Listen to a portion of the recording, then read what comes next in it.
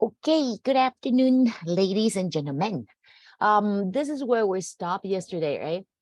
The Pontiac Rebellion, and that's the a turning point between the colonies and the mother country.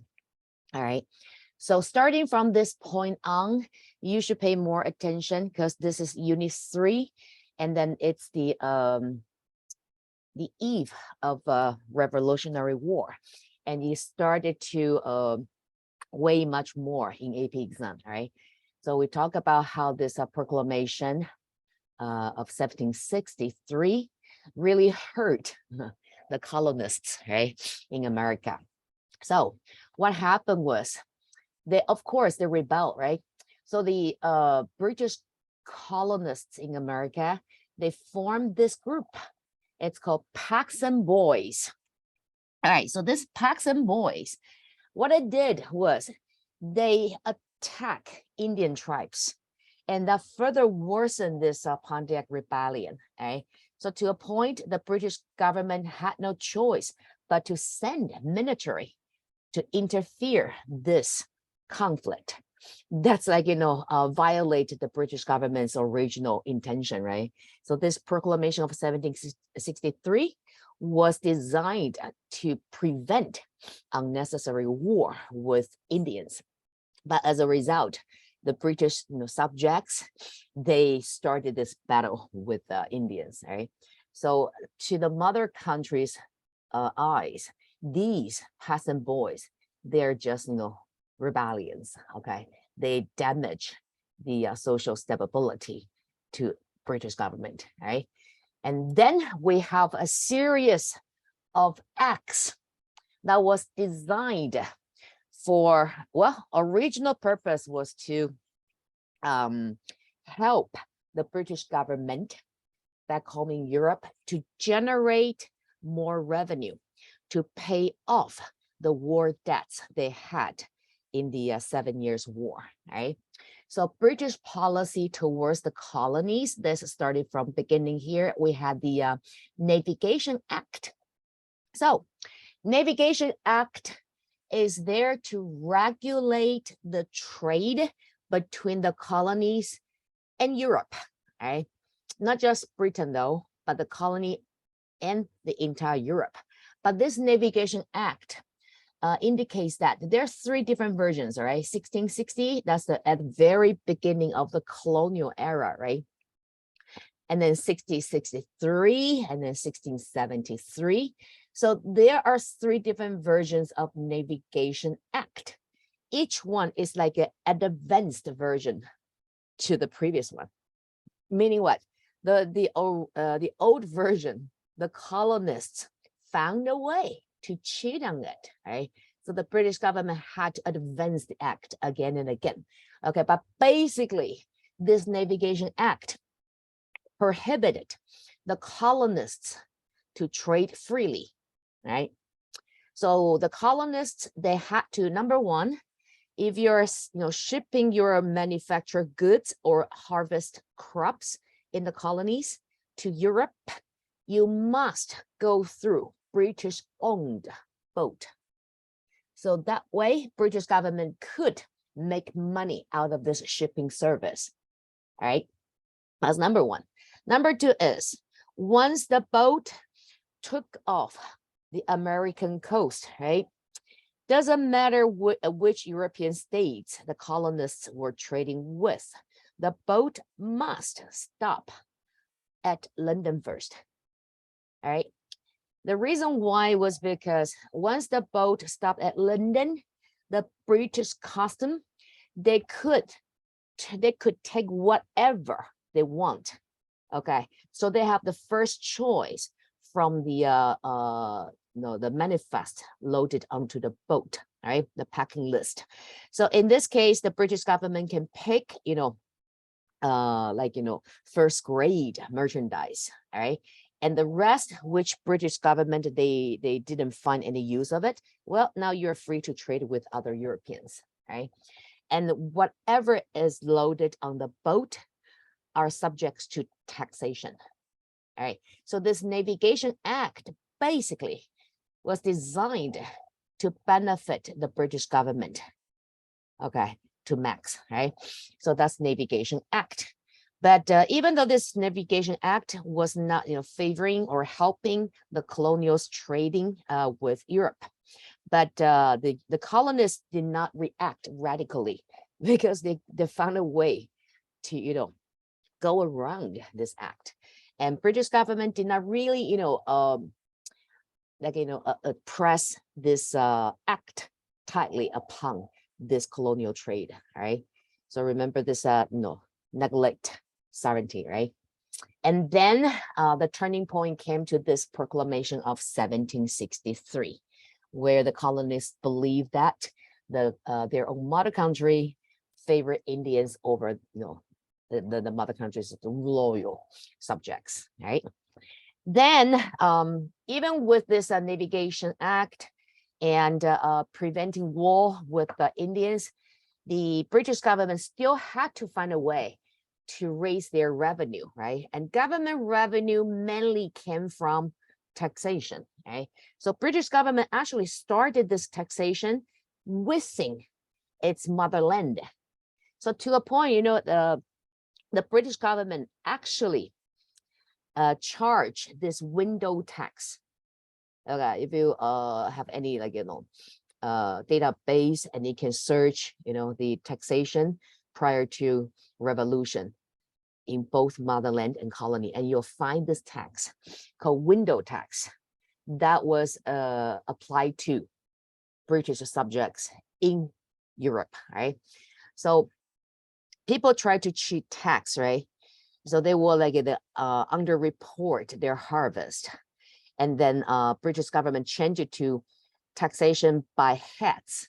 So the more people you have in your family, you pay higher tax, right? So that will lead to people try to hide their children, right? So they just don't register their children with the government, right? So the British government was like, no way, our population is so low. So to a point, they was sent this, tax officer to each household, not to count how many people live in the house, because they could easily transfer or hide their family members, right? So what British citizens did was, what the British government did was they count how many windows you have at home, because the more windows you have, that indicates you have more people in your family because you need more oxygen. Kind of, logical. So they count the windows, and then that's how much tax you're gonna pay according to the number of windows you have, right? So you will see if you visit England today, those historical buildings, houses in England back to that time, people simply just seal their windows. So less window they have functional, the less taxation they have to pay. Okay, you can still see houses like that, right? So Britain tried to increase tax within its motherland, homeland, but still not enough. So to a point, the parliament believed that the next option is to raise the taxation in the colonies. So the parliaments believe that, well, since colonies, they're also British subjects, right? So they should share this responsibility to help their government to rebuild after post-war, right? So the first act we have right here is Sugar Act, paired with the year 1764. So that's the next year at the end of the 7 Years' War, right? So Sugar Act is just the name of this act is law, right? But the taxable commodity goes beyond just sugar, okay? So sugar, tea, coffee, okay, you name it. So this Sugar Act, it's the taxation upon imported goods, meaning what? When the colonies imported either from Europe or from European colonies, right? Like West India, wherever. So as long as the colonies started to import commodities into the colonies, they need to pay tariff. We have two different types of tax, right? One is called tariff. That's the tax upon imported goods only, right? And a second type is called tax. That's for domestic. And underneath that, we have like, income tax, sales tax, corporation tax. Okay. What else? Copyright tax, whatever. Okay, you can name it. So this Sugar Act is tariff upon imported goods into the colonies. So this kind of tax, you can actually call it indirect. It is indirect tax. The reason we call it indirect is because it only affect the imported goods, right? So if I, as the consumer, I chose not to buy imported goods, right? Then I do not have to pay for this tariff. I can buy domestic made, right? So this kind of tax, it would not affect every individual within the nation, right? So it's indirect tax. So Sugar Act, all of a sudden, this imported sugar, coffee, tea, okay, the market price increased, right? And market price increase is not because the profit is bigger now for the importers, because it is because the tariff increased. So who get the benefit from this tariff act? Well, definitely the government, right? So it affect not only the importers because they lost their competition in the domestic market in the colonies, but also somehow add on additional cost to colonists' living expense, right? So if you enjoy this imported goods, it used to be cheap, but now it's so expensive, right? So that's the Sugar Act. And then the STEM Act. So the STEM Act, note to yourself, this is the first direct tax that British government imposed upon the colonies. Because Sugar Act, it can just, boycott all these imported goods, right? So you won't be affected, right? You are affected to just little scale. You now have to buy domestic made coffee, tea, or sugar, right?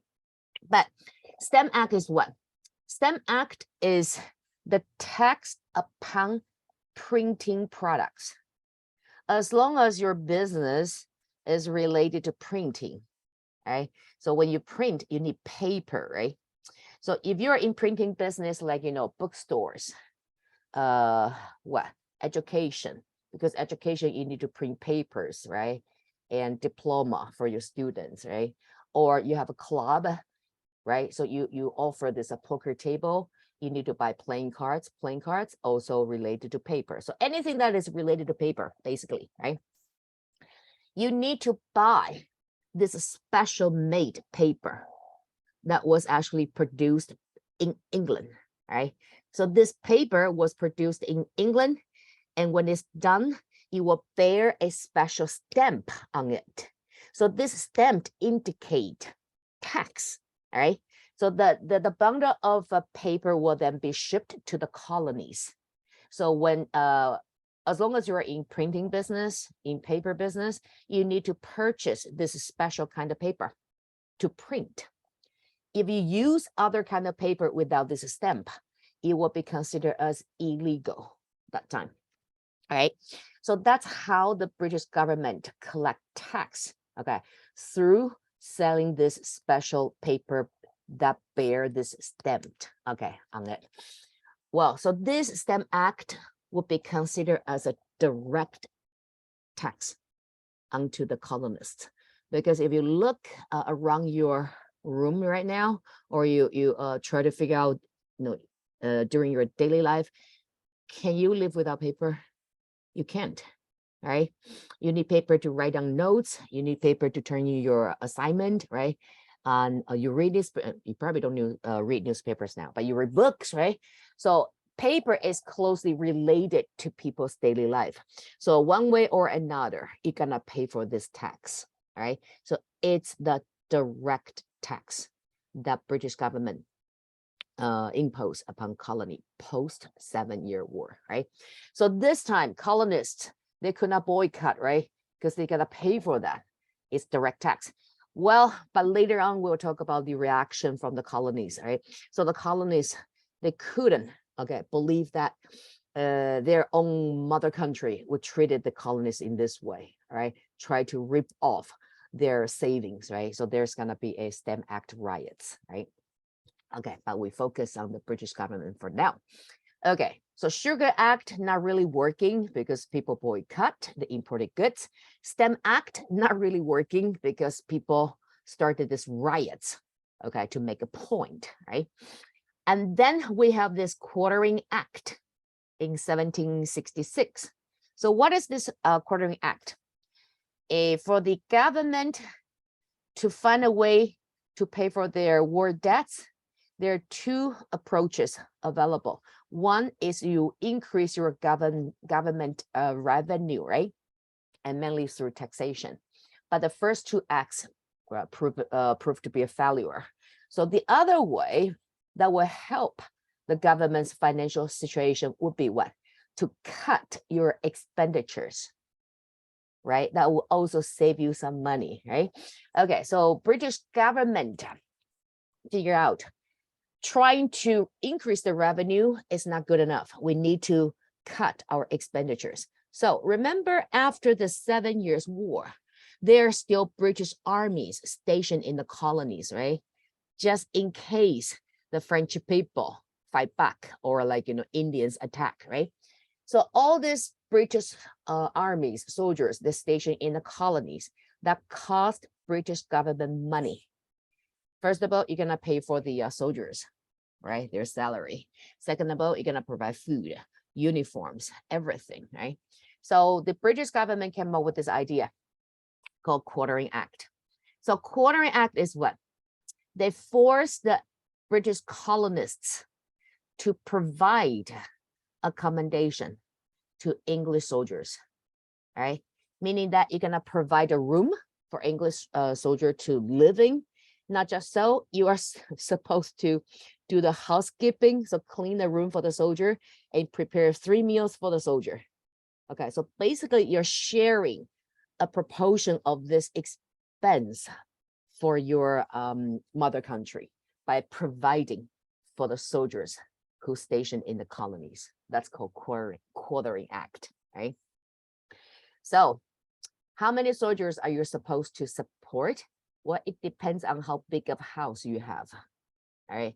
So if you have a standard house, a house for 4 members, right? So you probably will be forced to spare 1 room to provide for 1 soldier. But if you have like a mansion, okay, and that's a whole different story, okay? You could end up, housing 10 or a dozen soldiers in that case, right? So this Quartering Act really provoked the colonists. Not only now they have to provide for the soldiers that, basically is a stranger to the family, okay? They sense, their privacy was being violated because you have a stranger, not to mention that person was a soldier, armed soldier, right? Live in your house, all right? So when you speak, when you talk to your family members, you're gonna be very careful. You don't want to talk about any sensitive topic. If you complain about British government, be careful. This soldier may report you, right? So this Quartering Act become a big issue in the colony. And of course, they will fight back as well. All right. Then in 1767, you see, every year the British government came up with new ideas. Okay, in the colony, the belief every year their mother country came up with new ideas to punish them, to torture them. But in the British government's mind, no, we simply just try to fix the financial problem, right? So 1767, okay, what happened? We have this rights of assistance. So rights of assistance is what? If you go back to see this Sugar Act, the Stamp Act, right? Supposedly you should generate the government more revenue, right, through taxation. But the reality was the opposite. Okay, maybe the revenue increased, but perhaps less than 1%, right? So the British government started to analyze what went wrong, and then they somehow understand, the colonies, they found a way to cheat on all this taxation, right? Well, and then in 67, the British government came up with this rights of assistance. And when I say British government, I mainly refer to the parliament. Okay, because the parliament's power right now, it's considered as like a, if not, superior, at least equal to the king, all right? So this parliament came up with this policy, forcing the colonists to be the government's spy. Meaning what? If you know someone that is violating all these acts, by cheating on the tax, right? Then you have the responsibility to report this person, right? If you don't report, you'll be considered as what? Violating the law as well, right? So that's the rights of assistance. So colonists once again sense this oppression from their mother country. Not only you try to rip us off, not only you try to invade our privacy, now you force us to turn against each other, right? So that tension between the mother country and the colonies worsened, right? Okay, and then very same year, 67, we have the Townshend Acts. Okay, so this time we have plural, right? Before that was like a singular, right? So what is plural? All right. So before 67, okay, the prime minister was George Cromwell, right? So George, he was the person who came up with all these acts, right? And all these acts were supposed to help the British government to deal with their financial issue. But as a result, none of these acts really helped, right? And plus, we have this political competition, okay, back home in England. So the prime minister had to resign because he did not do a good job, right? So the new prime minister was Townshend, right? Well, so when Townshend was elected to be the new prime minister, he knew exactly what's going on in the colony. And he also knew that if the parliament continued to push the colonies to the corner, eventually the colonists may rebel, okay? And Townshend did not see that from happening.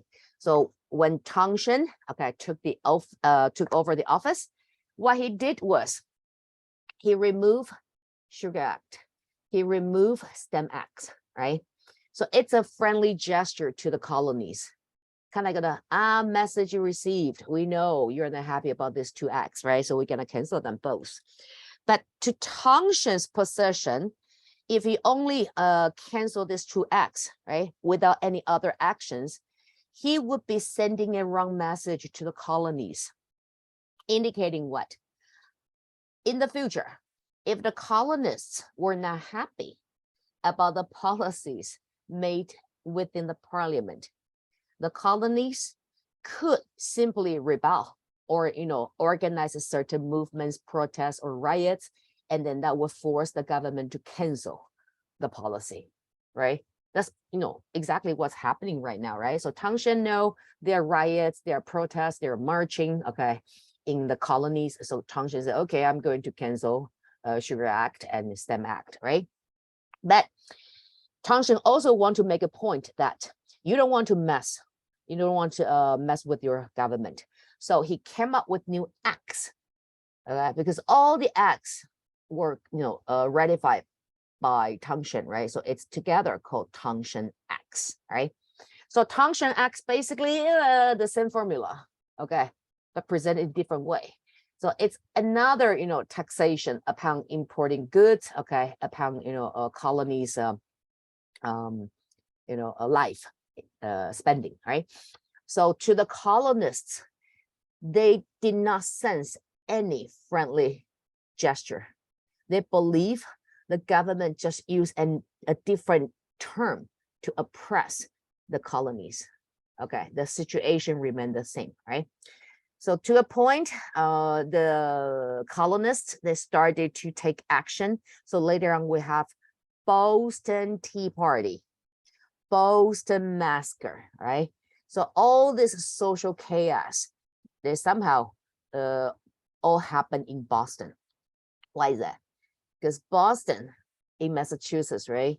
And that was the very first colony established by Britain in the North, the Mayflower, once again. So Mayflower brought these Puritans to America. And they left Europe. Why? Because they disagree with the government structure and the church manipulating people's daily life, right? So they left Europe and to pursue their dream in the New World, right? With the possible cost of their lives, right? So Mayflowers already indicate that the descendants in this colony, Massachusetts, they're coded with this DNA to fight for their rights, right? They're willing to sacrifice their life to defend their rights, okay? So Boston Tea Party, Boston Massacre, all of a sudden makes sense, right? Because they have the strongest desire to defend their freedom, their democracy, right? Well, so to the point, the British government had enough, right? They believe these subjects, they're simply just, riots, okay? They are not like revolutionaries, okay? No. They're just riots, okay? They are the enemy to the state, right? So Britain decided to shut down the House of Burgesses, okay, in all 13 colonies. Remember House of Burgesses? Okay, who remember this term? What is the House of Burgesses? From yesterday, what is the House of Burgesses? When we talk about Virginia, we introduce this term. Anyone? No. Jeffrey, do you recall? House of Burgesses?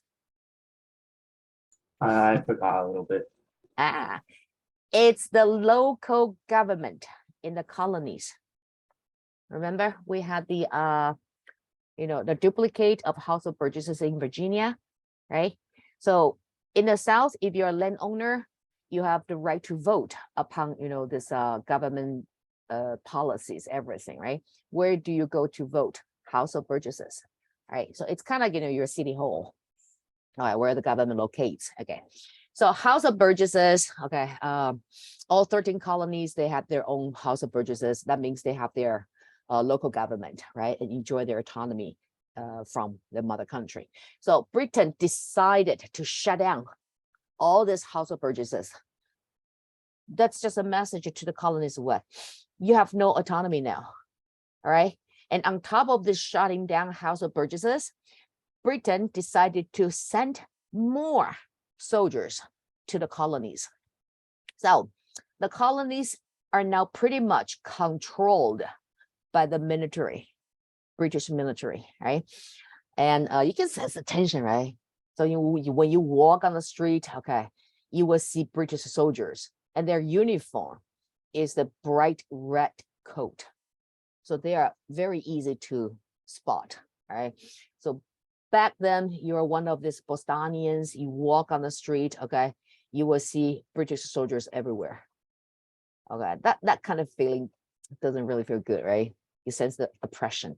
So shut down House of Burgesses, and then you send more British soldiers to the colonies and took over the control of the colonies. All right, and in 1774, that was the famous Boston Tea Party, right? So after Boston Tea Party, the British Parliament decided to punish Bostonians, all right? Because it happened in Boston, right? So Bostonians, they were like, enjoying this custom designed acts only for you guys, Bostonians.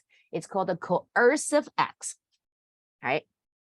So this coercive acts in 1774 prohibited a series of rights from the Bostonians. For example, Bostonians, you could no longer trade with other colonies. So shut down their economy, right? And Bostonian fishermen, you could no longer go fishing. So a fisherman could no longer go fishing. What could a fisherman do? Really don't know, right? And this kind of a punishment will last until the last penny was paid to reimburse the Eastern India Company for the loss of the tea that Bostonians dump into the Boston Harbor. All right. So with all these acts, right, consecutively to 1774, and that's at the eve of the Revolutionary War, right? So the colonies, okay, they sense that they're being monitored and controlled by their British government, okay, tighter and tighter every day, right? And then let's talk about the colonial response to British policies, right? So at first we have this Sugar Act, right? And increase the import tax, right? Indirect tax. So we have boycott. Okay. So this boycott is what? Is the decision made here, the Committee of Correspondence, right? So when this series of acts started to emerge in the colonies, the colonists, they organized this committee called Committee of Correspondence. So their job is to correspond to what? To whatever policies British government impose upon the colonies, all right? So once we have a new policy from Europe, and this committee, they will say, okay, let's have a meeting. What should we cope with this one? Should we, submit ourselves and obey and follow the rule, or should we fight back? So that's the job of this committee, right? And most likely than not, their decision will be like, let's fight back, all right? So the boycott was actually a decision from this committee, and they started to organize, okay, the colonists, right, to boycott British goods, right?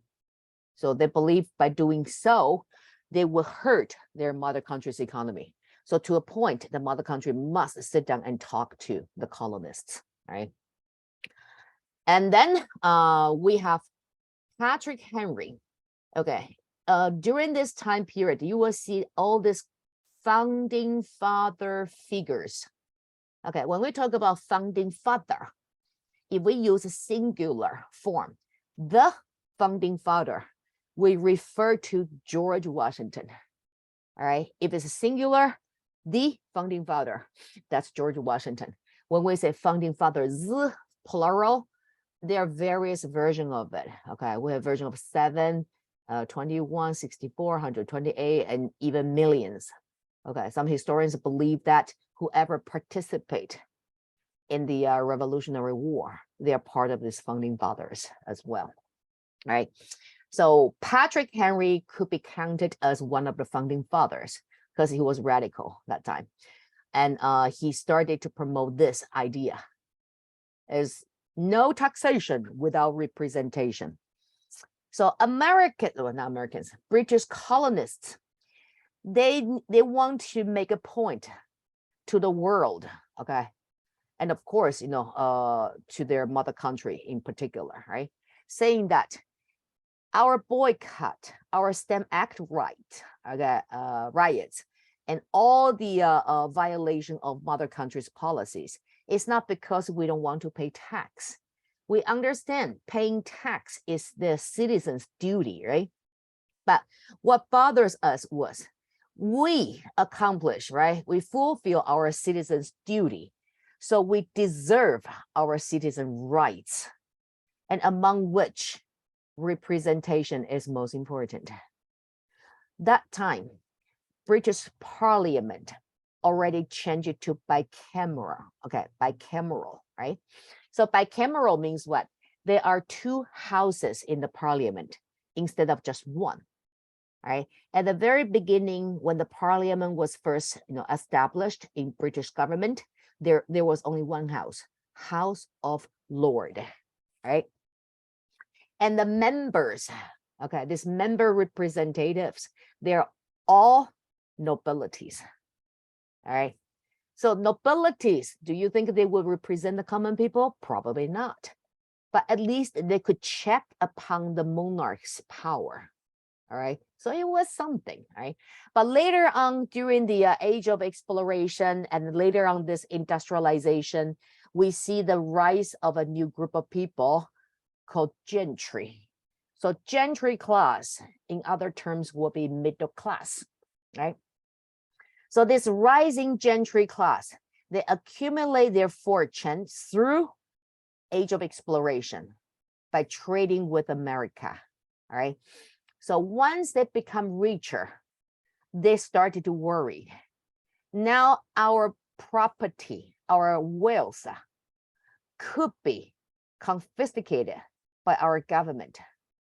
As long as they want to do so, they can always come up with a new regulation, whatever, and accuse us of being violating the law, right? And just take away whatever we own, right?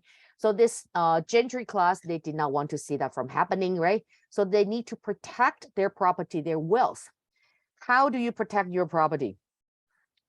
If you have representatives in the government that can, speak for you, right? Your own people, and then come up with this, laws and policies that can actually, honor and protect private property.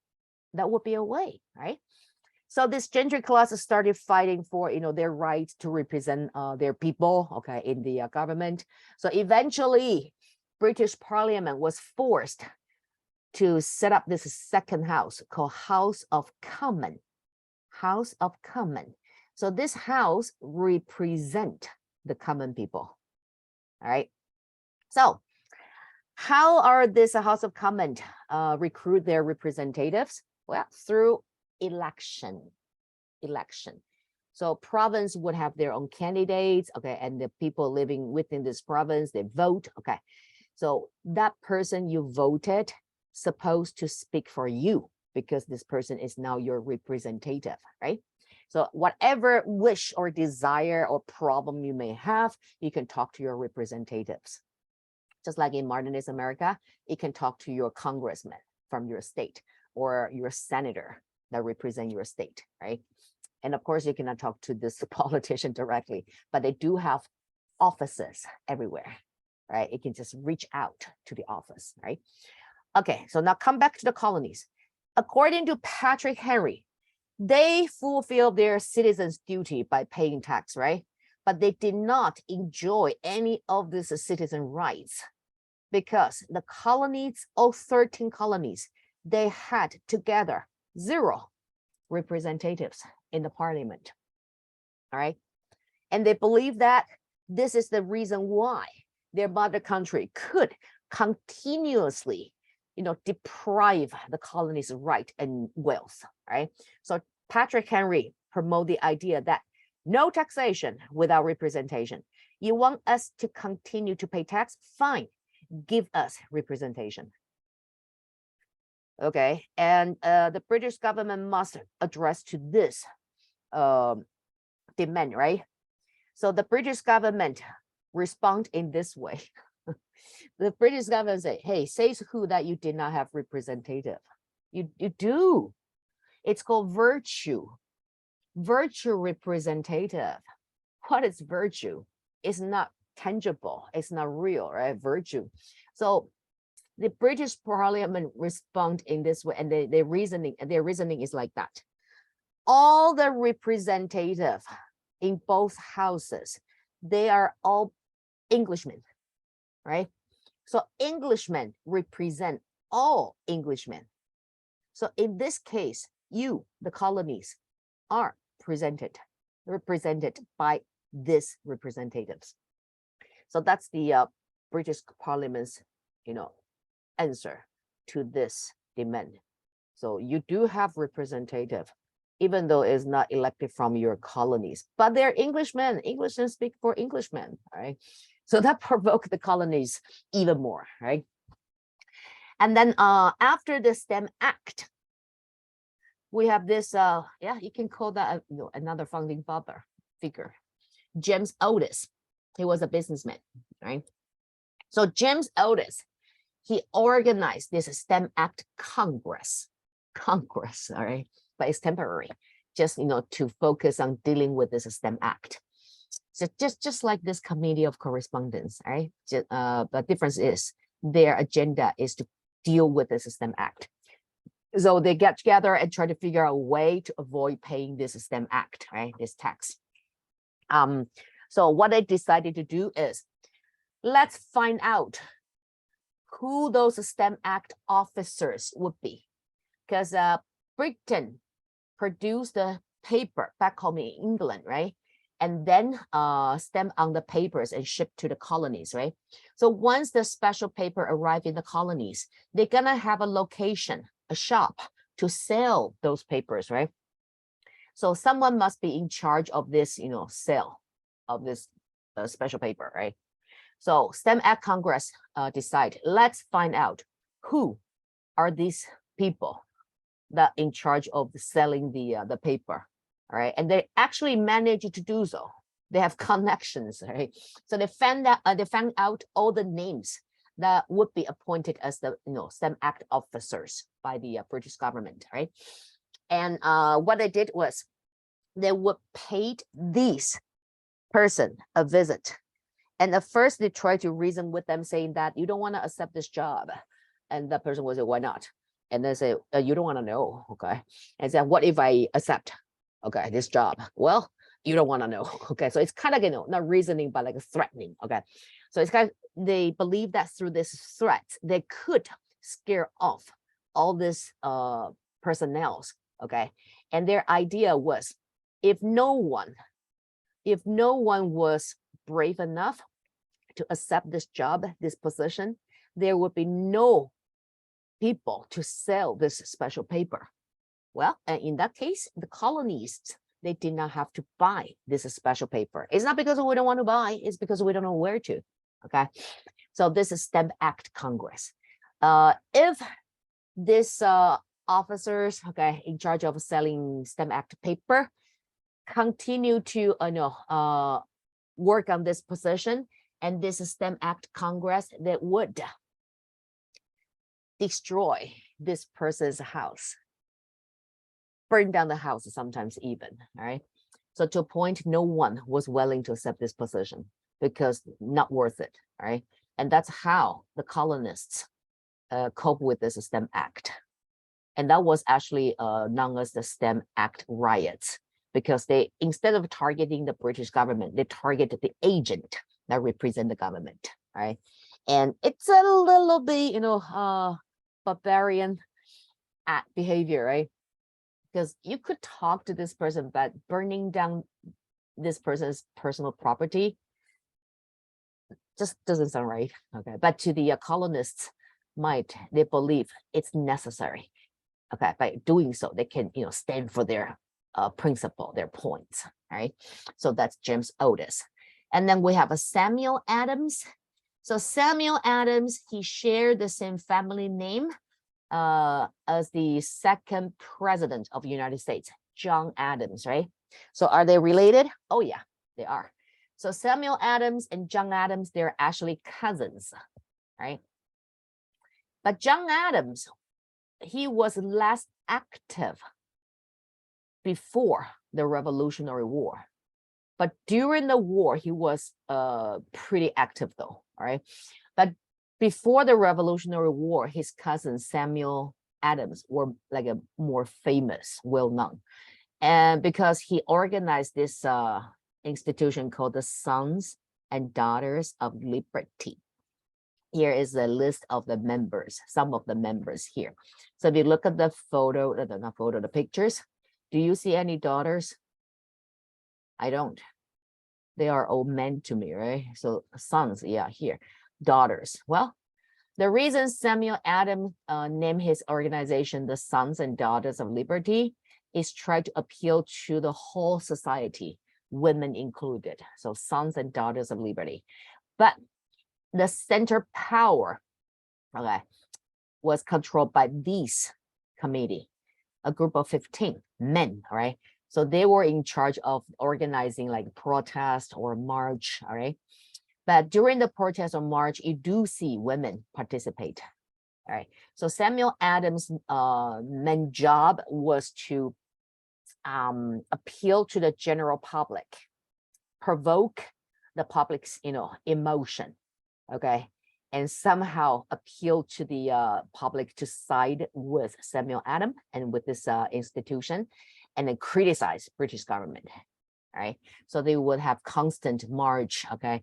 and then they just walk from street to street, and they welcome people to join this march. Okay, if you want to come join. And they will eventually arrive in the plaza, and where you will see Samuel Adams deliver his speech to criticize British government, right? So that's Samuel Adams. And then we have Boston Tea Party in 1773, right? So next year, the Intolerable Act, 1774, was the custom designed punishment to all Bostonians, right? So Boston Tea Party, we probably know about what is going on here, right? So Boston Tea Party, what happened was East India Company. It was a British trading company, right? But they're very powerful. They have their own military station in India to monopolize Indian market, right? So East Indian Company, they monopolize Indian Ocean trade, right? So they were the dominant power in this Indian Ocean trade, okay, prior to 1770s, right? But because they want to expand their business, so they started to purchase more tea from China, and that will add on to their a burden of inventory. And to a point, they found themselves short of cash. So they have problem with this cash circulation. So they need to what? They need to dump some of their inventory for cash, right? So Eastern India Company appealed to the crown, actually, King George III, and saying that because their tax to the British government was like the main revenue for British government, right? So once you have this economic power, right, you contribute to a big proportion of the government's tax revenue, then you have the privilege to negotiate with the government, right? So East India Company, they have a pretty strong tie with the crown. So the company talks to the monarch and say that, hey, we need help. We want to dump our inventory for cash. Otherwise, we may have a financial issue. So could you please lower the tariff upon our imported goods? Remember this Sugar Act, Tea Act, or whatever act, right? Those are indirect tax upon imported goods, right? So Eastern India Company was like, if the tariff upon our imported goods can be lowered, then we will have an advantage and become more competitive in American market, right? Because we can lower our market price as well and still maintain the same profit, right? And in that way, we can dump the inventory for cash, and we can continue to run our business, and we can continue to contribute to government's tax revenue. So King George III, he liked this idea. Not only that will help East India Company, but at the same time will help the reputation of British government. Because King George III also was aware of what happened in the colonies, how these colonists, they're fighting against this taxation, right? So to King George III, he believed that if I lower the import tax, right, on East Indies tea, right, that would be a gesture to the colonists, like, hey, you see, I heard you. Okay, I'm going to lower the tariff now. Okay, so King George III agreed to do so.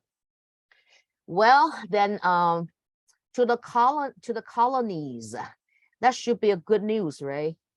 Now, if you want to buy imported tea from East India Company, right, it will be cheaper now. But the colonists, they argue that, I told you it's not about money, right? It's about our rights, right? So you, the British government, when you want to raise the tariff, you just go ahead and do so without, consulting with us. When you decided to lower the tariff, again, you just do so without talking to us first, okay? So we have no voice at all. So in this case, we're no different from slaves, right? We just need to obey and follow whatever you guys decided to do on us, right? So this Bostonian was like, no. It's not about money. It's about principle. So what I did was at night, they disguise themselves as Indians and get on board to this Eastern Indies trading boat and started to dump all the tea into the Boston Harbor, all right, and caused the Eastern India Company a big loss, all right. And when this news traveled back home to Europe, and King George III was furious. He was like, how dare you, barbarians, you make our royalty with salt water, all right? And that's why we have this intolerable acts in the following year. And that act only applied to Bostonians, all right? Then, so the colonial response, we have like, upholding principle, right? We have like, committee to cope with the policies from Britain. We have like, provoking the public's emotion. Then we have the riots, right? And then to a point, the colonies in 1774, they decided, okay, it's time for all of us to sit down, okay, and come up with a solution that can best protect the colony's rights and interest. Okay, before this First Continental Congress, note to yourself, before 1774, the 13 colonies in America, they did not see themselves as like, a union that represent Britain.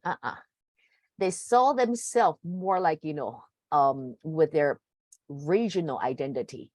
So people from Virginia, they don't call themselves Englishmen, but they call themselves Virginian.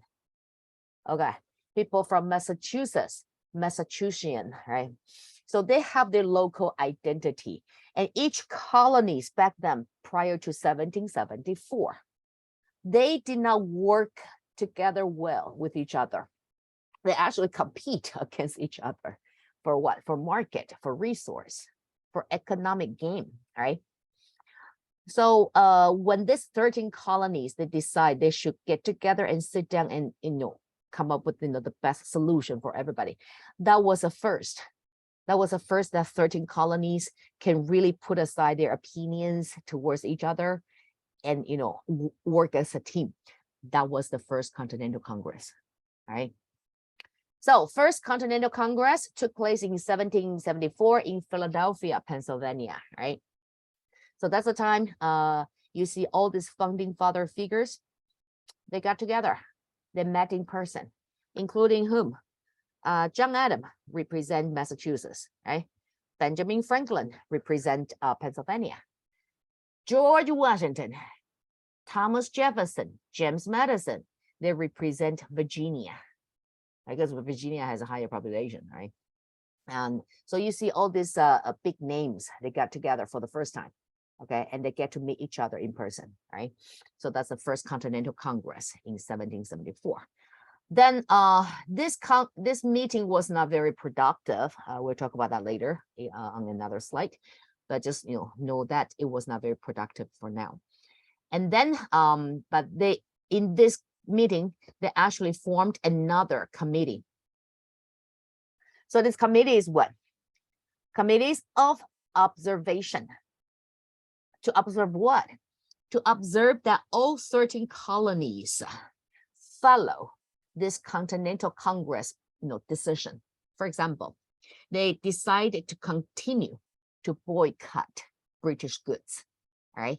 So this committee of observation, their job is to make sure nobody cheated it. All right. Nobody secretly still purchased English goods. All right. So to a point, what is that? Yale University, their students found themselves in this very awkward situation because all of their clothes were imported from Britain. And now they want to make a point by boycotting British goods. So if they actually do so, they have no clothes to wear. Okay. So the school asked the teacher to write letters to the students' parents and encourage the parents to, homemade clothes and send it to the school for their children because they want to defend their principle. But in order to do so, they need, domestic made clothes, okay, to wear. All right. And in the letter, the teacher said, if you have spare time, could you also make some for our staff? Because we also wear British-made clothes. All right. Okay, so that's the colonial response to the British policies, right? Okay, and then we have the riots right here. Let's talk about the riots. Okay, the first one is Boston Massacre in 1770. Anybody know about this Boston Massacre? Ria, do you still recall this Boston Massacre?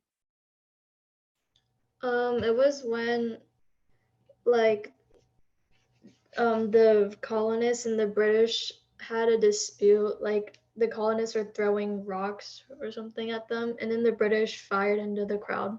Mm-hmm. Yes. So it's a small conflicts lead to this, chaos, right?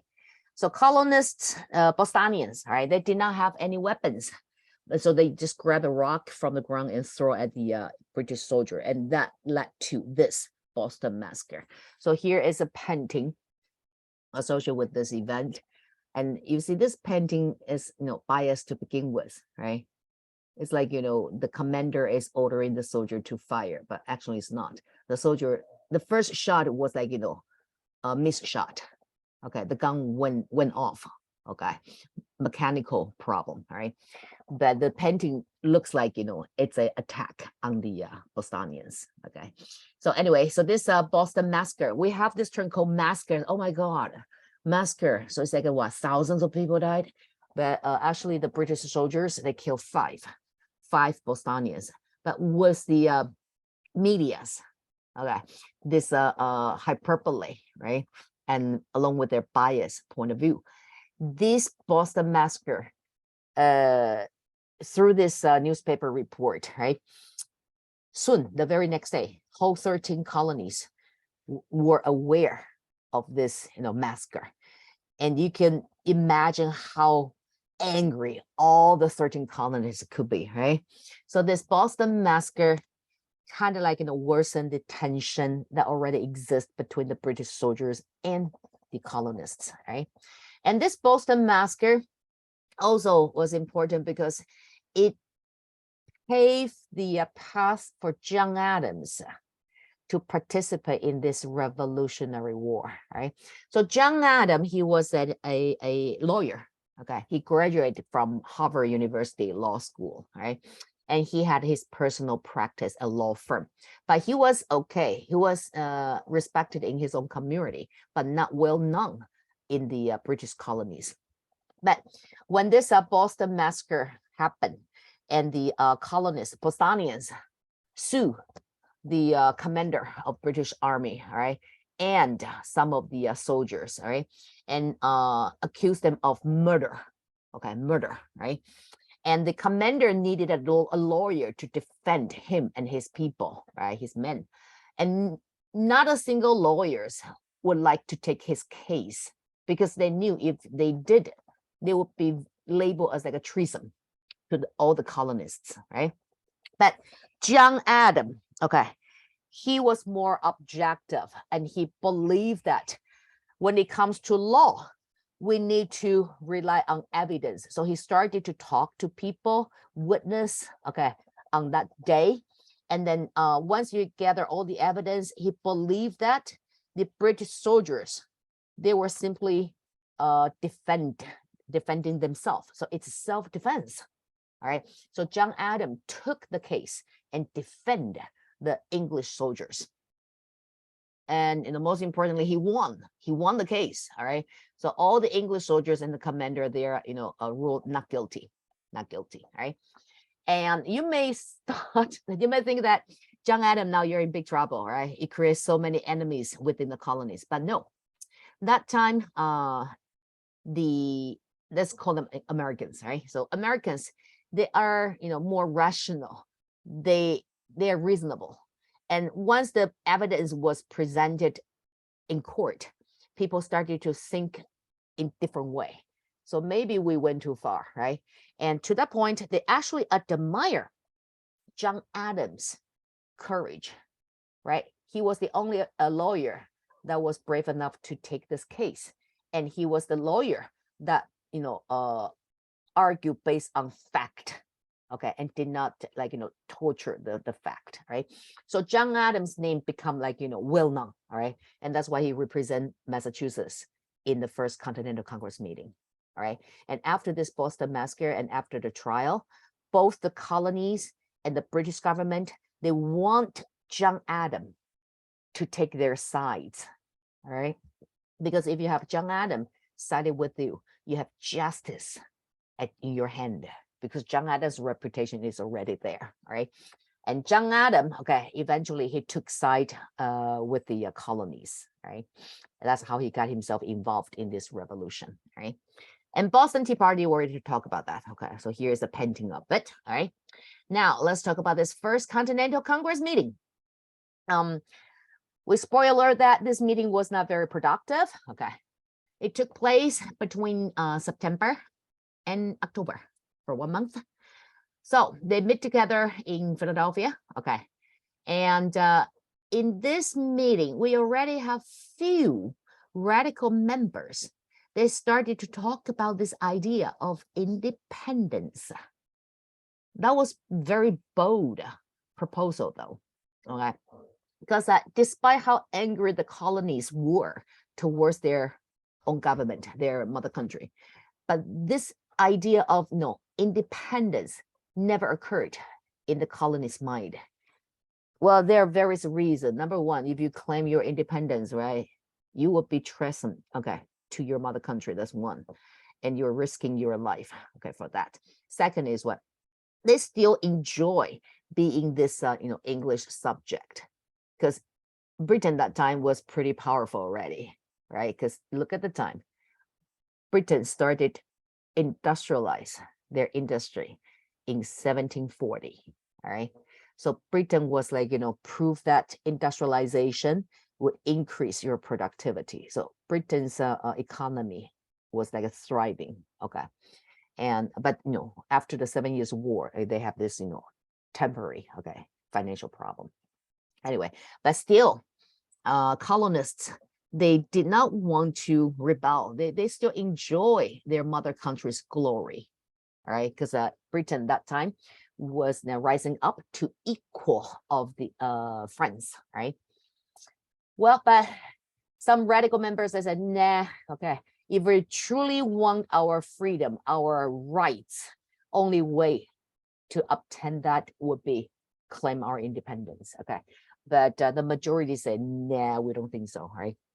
So this idea was like, suppressed right away. But they did create this Continental Association, okay, and forbade the importation and use of British goods, right? So boycott. That's why we have the committees of observation, right? And after that, only thing they decided to do, okay, is what? To write a letter to English Parliament to explain the situation in the colonies. Because in this representatives from 13 colonies, their mind, they believe that the Parliament only know about the colonies through reports, right? Because those Parliament members, they never travel to our colonies, right? So how could they know us, right? So if we reach out to the Parliament and tell the truth, okay, what's going on here, and tell the Parliament what's the potential threats, okay, to the relationship between colonies and the British government, right? Perhaps the Parliament will think twice, okay, and cancel all these acts and give us back the good old days, right? So they wrote a letter to the Parliament, okay, so they sent it out, and this communication was not efficient, right? So before they can hear back from the Parliament, it will be like a half a year, right? So they said, okay, so now the letter is drafted, sent, right? We have nothing else to do, so let's, dismiss ourselves and go home. And we'll meet again next May. So that's half a year, right? So when we receive the response from the Parliament, then we will meet again and discuss based on the response from the Parliament. That is the first Continental Congress meeting. All right, not very productive though. All right. Then, but despite of this, okay, we will say this revolution impending. Okay. It's already on the age, okay, almost happened, right? Reason why is, number one, during this First Continental Congress meeting, okay, that was 1774 in September, right? And then the Boston Tea Party took place before this meeting. And the intolerable acts that addressed directly to Bostonians also took place before this meeting. So when John Adams arrived in Philadelphia, George Washington actually had a conversation with John Adams, okay, during the break of the meeting. And he said, you have my sympathy, all right? And I believe whatever the British government did to you, your people, is not right, okay? So I will raise 1,000 men with my own money, and I will march with my men to Boston to rescue the oppressed people from their oppressors. George Washington made this promise, and he did it. He did it. After the meeting, he actually did that, all right? So not just George Washington, though, representatives from other colonies, they also show sympathy towards Bostonians, okay? Because they believe if the mother country could do such a terrible thing to Bostonians, they could also do the same thing to everyone else, all right? That's why they believe they should unite, okay? And then another issue that provoked the colonists is what? The Quebec Act of 1774, right? So remember the 7 Years' War that brought Britain more land in North America, right? From France. And that include modern days Canada, the Quebec, right? So Quebec Act is what? If you go back to the map, do I have the map? Yes, I do, right here. Quebec, right? So here is the Quebec. So the Quebec Act is what? Not only the Quebec people who live there enjoy the land right there, the British government also divide this land along this Great Lakes to Quebec province. Meaning what? These 13 colonies, you can kiss the opportunity goodbye. Okay, you will not enjoy the new land, okay, as a nature resource to aid your industry, because the British government decided to give this piece of land to Quebec once for all, right? And that provoked like a New York, Pennsylvania, Massachusetts as well, New Hampshire is like, we're closer to this land, right? So ideally we should have the jurisdiction over this piece of land, right? But no, the government decided to give it to Quebec province. Why? Because Quebec province did not rebel, all right? So this really strip off the right of Massachusetts, Connecticut, New York, Pennsylvania, and Virginia, right? So they lost this abundant land to aid their industry, right? And then here, also very important, for the very first time, remember prior to this meeting, colonists will refer themselves as Virginian, right? Bostonian, okay? But this is the first time this term was introduced, called American. American. So they recognize their shared identity, right? Even though we had opinions towards each other before, but now we have common enemy, right? So we share the same identity now. So we are Americans. We are Americans because we live on this land called America, right? So the American Association was founded. Declaration of Rights. Don't get confused between Declaration of Rights and later Declaration of Independence. That's two different documents, all right? Declaration of Rights is what? Is this American association that declare their rights as American. And what is American? British colonists, all right? So basically saying that we are British subjects, British citizens, so we should have citizen rights, right? And then we have this, version 2.0 committees of correspondence. So this committee is, getting ready for the response from the parliament, right? Based on the letter they drafted to the parliament, right? And then more punishment for Massachusetts that also provoked the colonists, right? So forbidding Massachusetts fishermen to catch fish. So what can a fisherman do that time? Nothing. forbidding the Massachusetts traders to trade with the people of Virginia, Pennsylvania, South Carolina, and all foreign countries. So cut off their, financial revenue, right? And the Massachusetts, okay, these colonists, they were rebels. They're already being labeled as rebels, right? And rebels could be, sentenced to death, though, all right? So that's the eve of revolution, all right? Now, between the first and the second Continental Congress meeting, the desire, okay, the desire to claim their independence grows, all right? There are various reasons, okay, but the last straw that crushed the camel would be this one, the shot of Lexington, the shot of Lexington, right? So we have Thomas Gage, a British general. He was stationed in Massachusetts, right? Remember through this STEM Act riots, Boston Massacre, Boston Tea Party, right? The British Parliament decided to send more and more troops to the colonies, right? And among which we have Thomas Gage, okay? His army. He's stationed in Massachusetts, all right? Where exactly? Boston, because Boston is, where these actions took place, right? So Gage stationed his army in Boston, right? Between 74 and 75, right? So as a, response to this Boston Tea Party and Boston Massacre, right? So Gage was there, and he received the order from the parliament saying that do whatever you need to do to make sure you suppress the riots and prevent unnecessary rebellion in the colonies, right? So he had to do whatever he needed to do, right? So he believed that the easiest way is to confiscate all the firearms from the colonists.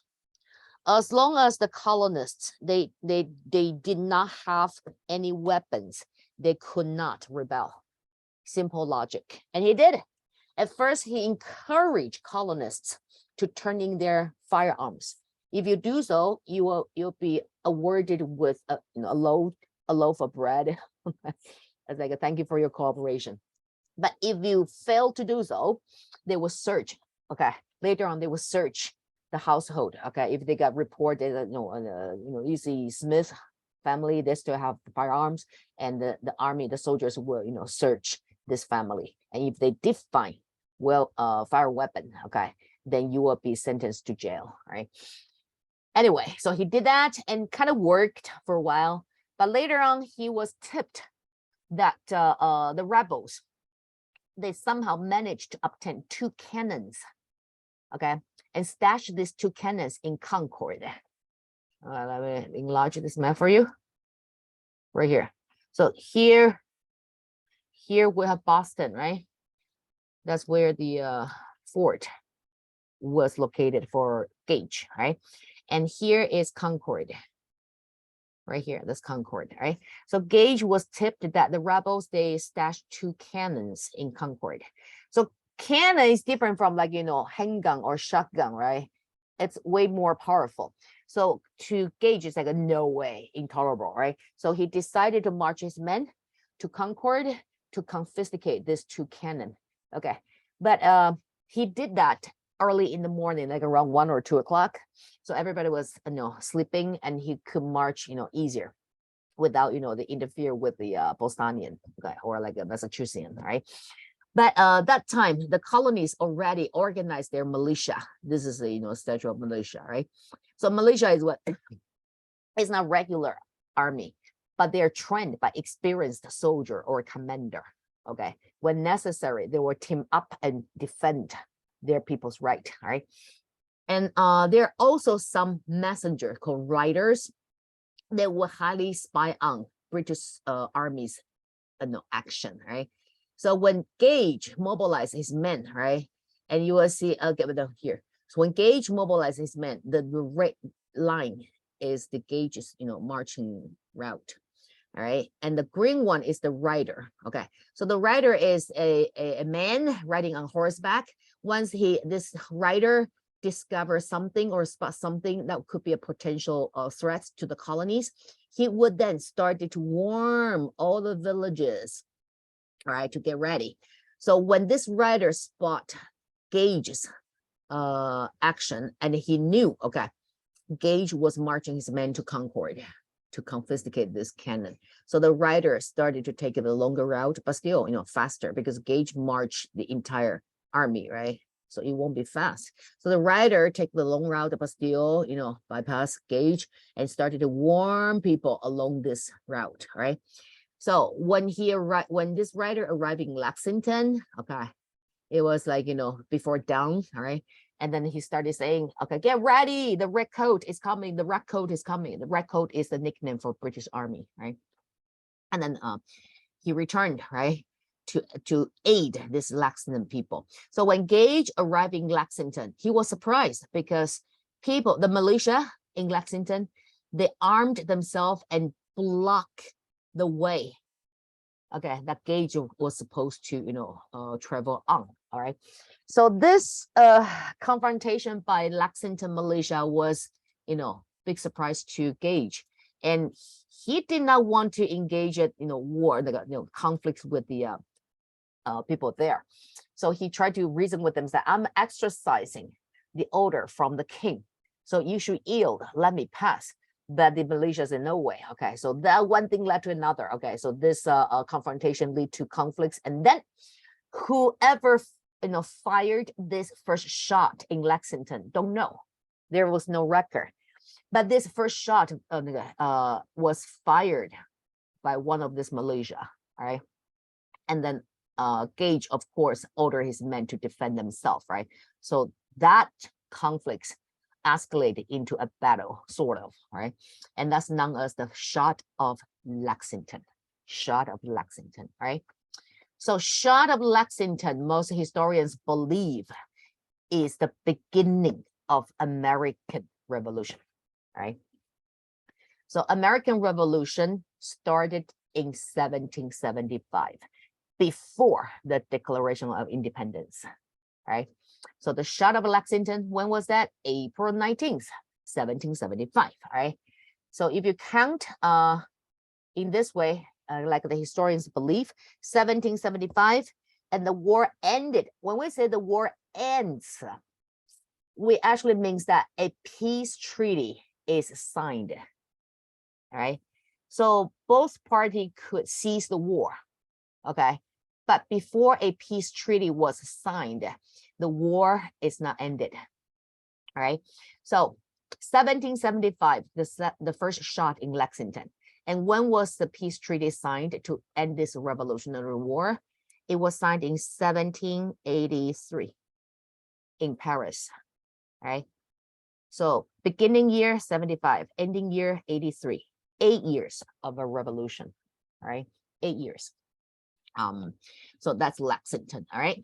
So Lexington, also pay attention, it's April 19, right? And remember the Congress, the Continental Congress meeting. The first one took place in September 74, and they agreed to meet again when? May 75, right? So when the second Continental Congress meeting took place, the shot in Lexington already happened. That will make this second Continental Congress meeting a big difference, because now we're not just, argue against each other. We are now escalated into this, physical confrontation now, right? So in May 1775, one factor is shutting Lexington. Another factor is they received the response from the parliament. And the parliament showed no mercy at all.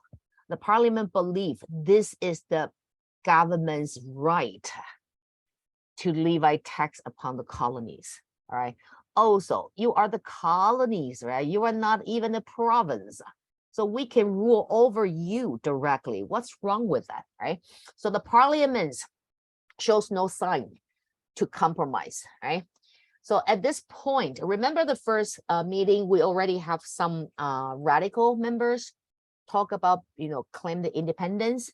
So in the second meeting, more people believe maybe that's the only way to solve this problem, all right? Well, to a point now we have two groups torn between declaring independence and remaining under British power. Now we have like a 50-50, all right? And the moderate refers to those who did not want to separate from the mother country, right? So the moderates forced the adoption of the olive branch petition. All right, so olive branch petition is what? Our petition to the parliament failed. So it kind of makes sense to this founding father's mind. So after all this problem, they were created by the parliament, not the king. The king had no idea what's really going on in his land. So this time we'll write a letter, not to the parliament, but to the king directly, right? And tell the king how your parliament torture your people, your men, right? So they read this letter and they sent it out, right? And this time they did not dismiss themselves, go home and we'll meet again. No, they stayed, okay? They remained in Philadelphia because they cannot prepare for two possibilities. What two possibilities? If the king sided with the colonies, then everything will be fine, right? But what if the king sided with the parliament? Well, then we have no choice but to rebel, right? So if we really want to rebel, we need to be ready, right? So while the Congress was waiting for the response from King George III, they started to prepare for the war. So if we are going to fight against our mother country, we need army, right? We already have the militia, right? So, but we need a commander. So they appointed George Washington as the chief commander, okay, of all this militia, later formed the Continental Army, all right? And if we really want to, claim our independence, we'll need to declare that, right? So we need someone to write a Declaration of Independence. The Declaration of Independence, intended audience, okay, the direct audience would be the king, right? If the king sided with the parliament, right? So it would be addressing directly to the king and explain why we want to separate ourselves from you, okay? But most importantly is to justify Americans' action, because to Americans' mind, it's a revolution, but to the world, it's a what? It's a riot, it's a rebellion, okay? So with the Declaration of Independence, Americans could justify why they have to take this, only option to protect their own rights, okay? So Declaration of Independence, okay, 5 representatives were actually appointed, but among these 5, 3 individuals, they played most important role. That was Thomas Jefferson, John Adams, and Benjamin Franklin, right? These 3 great minds, they together come up with this Declaration of Independence, all right? So they started to prepare for the possible war against their mother country, right? And finally, they received the response from King George III, right? And King George III, his response to this olive branch was simply refused to read the letter. So the king did not even read the letter, right? And even more, the king declared that whoever signed on this letter, they're rebels, right? That means what? Treason, right? So the last camel that crushed the camel, the last straw crushed the camel, you can say it's the response from King George III. Because before the Congress received the answer from the king, they're still hoping we could end everything without physical confrontation, right? But the king actually, make this option impossible because you are now rebels already. So this representative is like, okay, since we're rebels to our king's eye, we might as well rebel, right?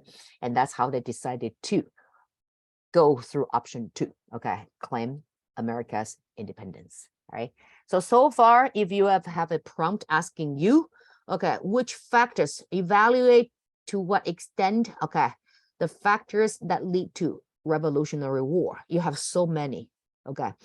You could talk about the beginning is the proclamation of 1763, and then the last straw would be King George III's response to the olive branch petition. All right. Okay. So the Congress sent George Washington to command the army around Boston. What army? The militia, right? And American ports were open in defiance of this navigation acts, right? So during this eve of revolution, as punishment to the colonies, right? You're not a royal subjects to your government, to your king, right? So actually the British soldiers, they occupied the ports and shut it down as an economic punishment to the colonies, right? So Americans say, now we want to rebel, right? Why do we obey British law? So let's reopen all the ports, right? And the Congress wrote the Declaration of Independence, all right?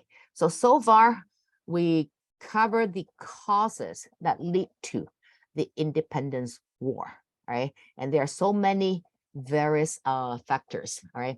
That every factors is, induced by this miscommunication, right? And both parties had their own, reasoning, their arguments, their logic, okay? And the war itself, don't bother, okay? Don't bother to, to torture yourself to memorize all the names and then the battles. You don't have to, right? Because it's not the focus of AP exam. But you need to pay attention to 7 figures, right? That will help you to write your essay as outside evidence, all right? So founding fathers, remember if we say it's singular term, that would be George Washington. If it's plural, we normally adopt this version of 7. Amongst these founding fathers, most important figures would be this 7, right? And these 7 are easy to understand why these 7, right? Because George Washington is always there. Without him, no way America could, win this war. And of course, with the help of friends, okay, and other factors. But George Washington's leadership was very important, okay, to keep all his men together, right? Because at the initial stage of this independence war, America was like, defeated big time, all right? They had to retreat and retreat and retreat. They first lost Massachusetts, and then they lost New York, and then they lost New Jersey, all right? So they have to retreat all the way to Pennsylvania, right? So George Washington, most important figure in this Revolutionary War, right? So he was the first president, the one and only founding father, and the Independent War, most historians agree, okay, George Washington's, contribution to the victory is the biggest portion, right? And ironically, the one and only founding father, right? The founding father, his name cannot be found on this Declaration of Independence. Cannot. Why not? Because Declaration of Independence was signed and ratified on July 4th, 1776, right? But the Second Continental Congress meeting already sent George Washington to command the army, right? So when Declaration of Independence was signed by the Congress, George Washington was not in Philadelphia. He was in the battlefield. So he did not sign this document. So ironically, the most important figure of the revolution, his name was not on the Declaration of Independence, right? And then version of 7, right? We have George Washington, so we have 6 more founding fathers to go. And you can group them, okay, into 2 different sectors. The first group, they are responsible for the Declaration of Independence. Who are they? John Adams, Thomas Jefferson, Benjamin Franklin. So these 3 founding fathers, they compose the Declaration of Independence. So why we believe they're more important than the other founding fathers? Because without this Declaration of Independence, America was never born. So this Declaration of Independence, you can view that as the birth certificate of this newborn country, America, right? And this document justifies America's action, right? So these three, we have John Adams. John Adams later served as the second president, but he only served one term, right? Before that, he was actually George Washington's vice president, right? And he was also the one who defended the British soldiers after Boston Massacre, right? So he was one member of this committee of Declaration of Independence. Actually, they're a member of 5, okay? But mainly these 3, all right? So Franklin, Jefferson, Adams, right? And he was the very first president who actually moved in Washington, D.C. He was the first president who lived in Washington, D.C. and the modern days White House. By that time, the house was not white. It was just, the plain brick color, right? So we have John Adams. And then what happened to George Washington? When he was president, where did George Washington work? He inaugurated himself in New York, and later on he worked in Philadelphia. And then the Congress decided to build a capitol in DC, okay? So John Adams was the first president who actually worked in DC, right? And then we have Thomas Jefferson. Thomas Jefferson, that's the signature of the representatives that ratified this Declaration of Independence, right? So Thomas Jefferson, when he was appointed as the main writer to this Declaration of Independence, he actually was influenced big time with the Enlightenment idea. So look at the time, it's 1776, right? And back to Europe. Europe already experienced this Enlightenment era. So Enlightenment era, you don't need to know all this, Enlightenment thinker, but among which you must know one person. It's called John Locke. Anybody know about John Locke? John Locke? I've heard about him in school before. I forgot what he did. Okay, first of all, he was an Enlightenment thinker, all right? And he was kind of the most influential one to initiate this Enlightenment thinking era, right?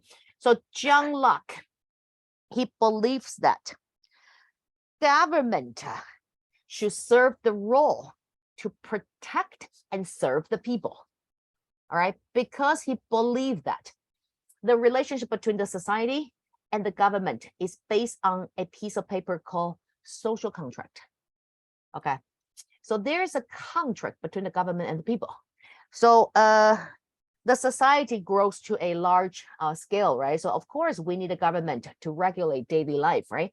So people are willing to give up certain rights to trade for the protection from the government and trade for the government's work to provide for the society, all right? So the government actually is hired by the people, right? And if you're doing the job right, the contract continue. If the government somehow failed their duty, right? And the people have the right to fire the government, meaning what? Remove them, either through impeachment or through election or through riots, all right? So that's John Locke's idea, all right? So his idea was written in his work called the Second Treaty, the Two Treaties of Government, the Two Treaties of Government, right? So in this book, he clearly indicate that government, your power is given by the people. That means your power can be taken away by the people, all right? So Thomas Jefferson was influenced by this idea big time. So he argued that, right? That all men are created equal, right? And we're endowed with this unalienable rights by our creator, among which is what? Life, liberty, and the pursuit of happiness, right?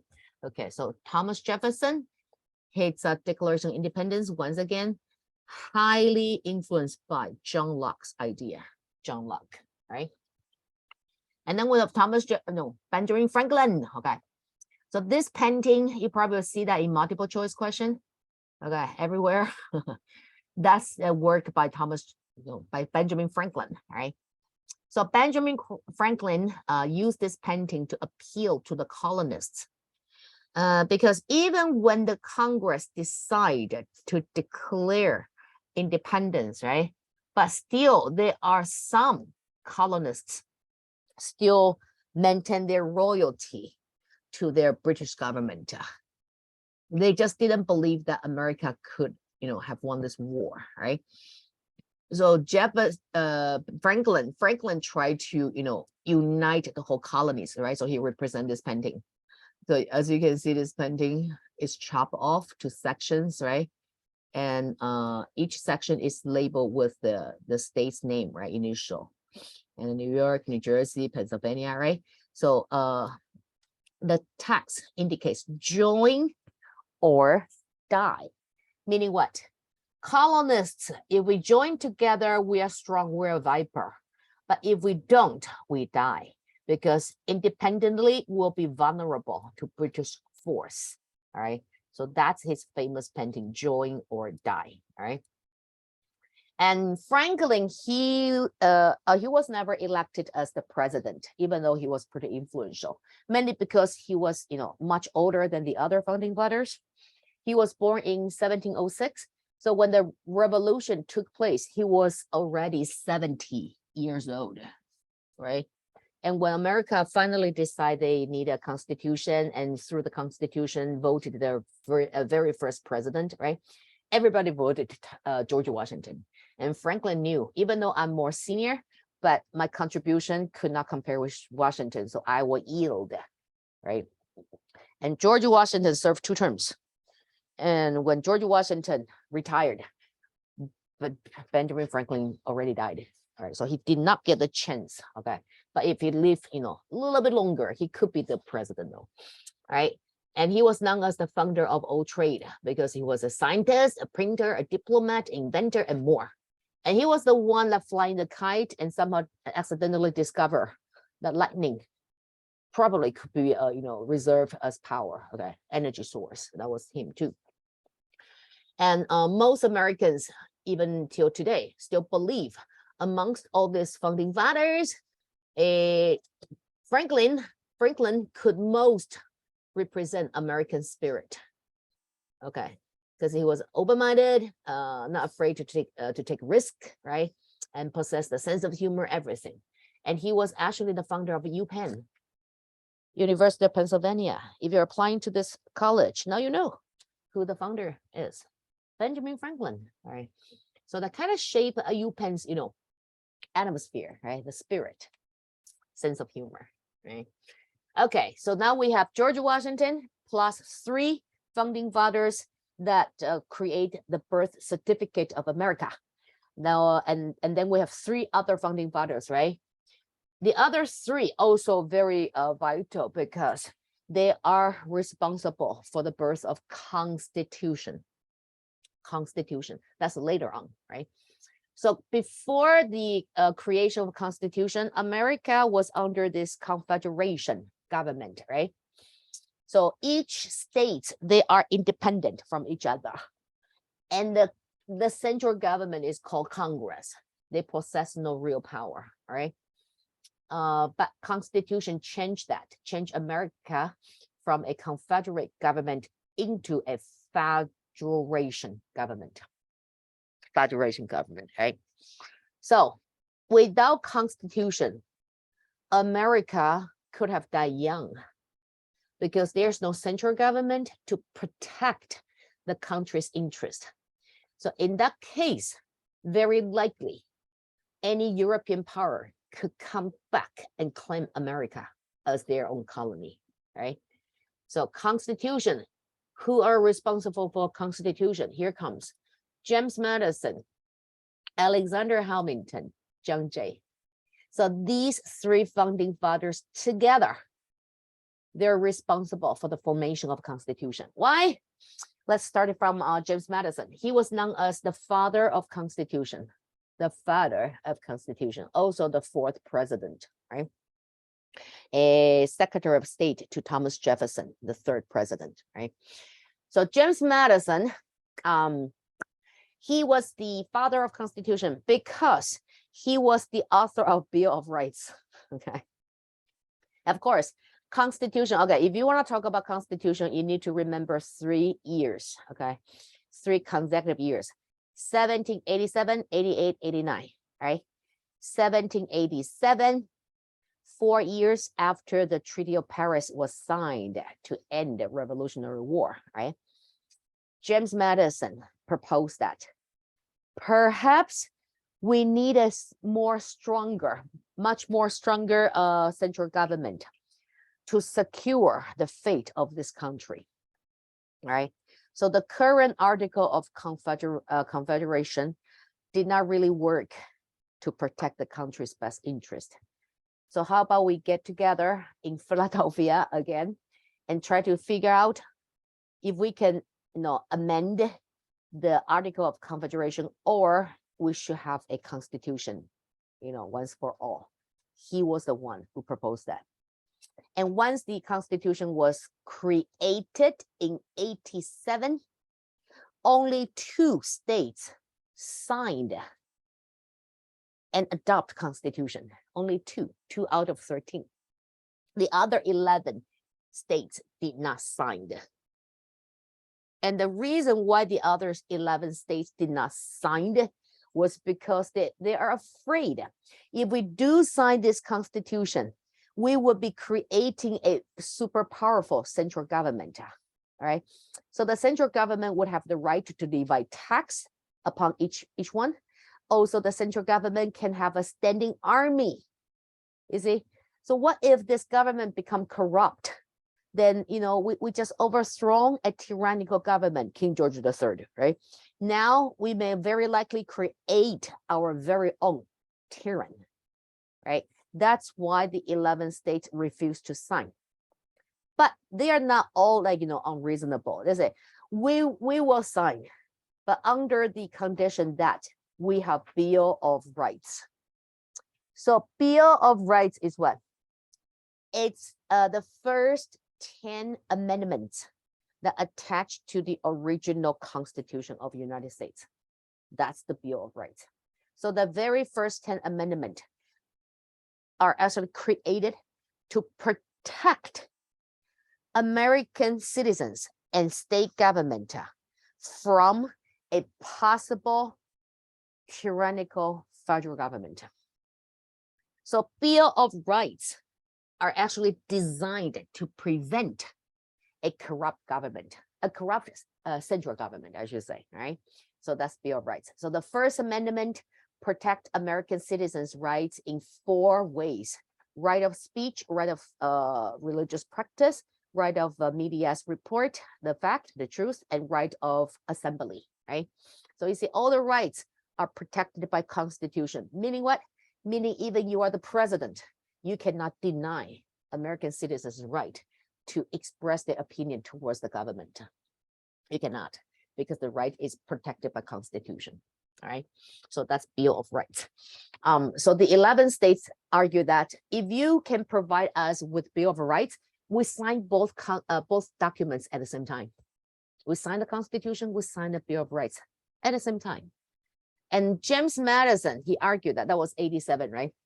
James Madison said, I know Bill of Rights are essential to protect our country from falling into this dictatorship, right? But it takes time to draft Bill of Rights because they're so important, right? So we cannot think twice before we come up with the final version, right? But our country cannot wait any longer. Without a strong central government, we may be the victim to any European power soon. So please ratify the Constitution, and I promise you Bill of Rights. That's what James Madison did. All right. So through his effort, he managed to convince 9 more states to sign the Constitution. He did that. Okay. So with the original 2 states, okay, one is Delaware, the other one is Maryland, I believe. But the first one was Delaware, right? So 2 plus 9, we now have 11, right? So 11 states signed and adopt Constitution already. That it's already more than 2/3 of the original 13 states, right? All important documents and laws, acts must obtain 2/3 of the representative that participate in this meeting, all right? 2/3 is your magic number, right? So 13 states participate in this creation of Constitution. So 2/3, you need what? Not good at math. 13, 4, and 9. You need 9, right? So now they have 11, more than enough. Okay. So Constitution was ratified in 88. Okay, 1 year after the creation, right?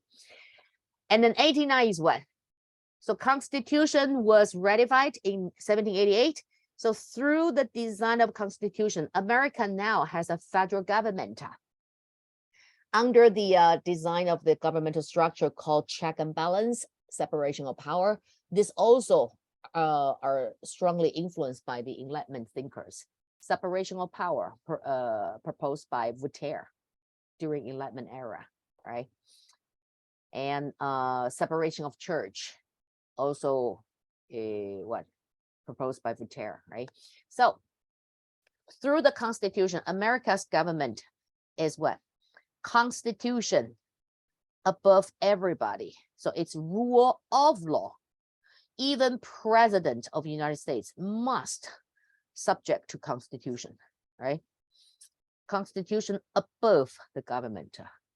And then the government will be designed based on Constitution into 3 branches: executive branch, legislative branch, and judiciary branch, right? And the executive branch, it's open to public election, right? And the judiciary branch is not.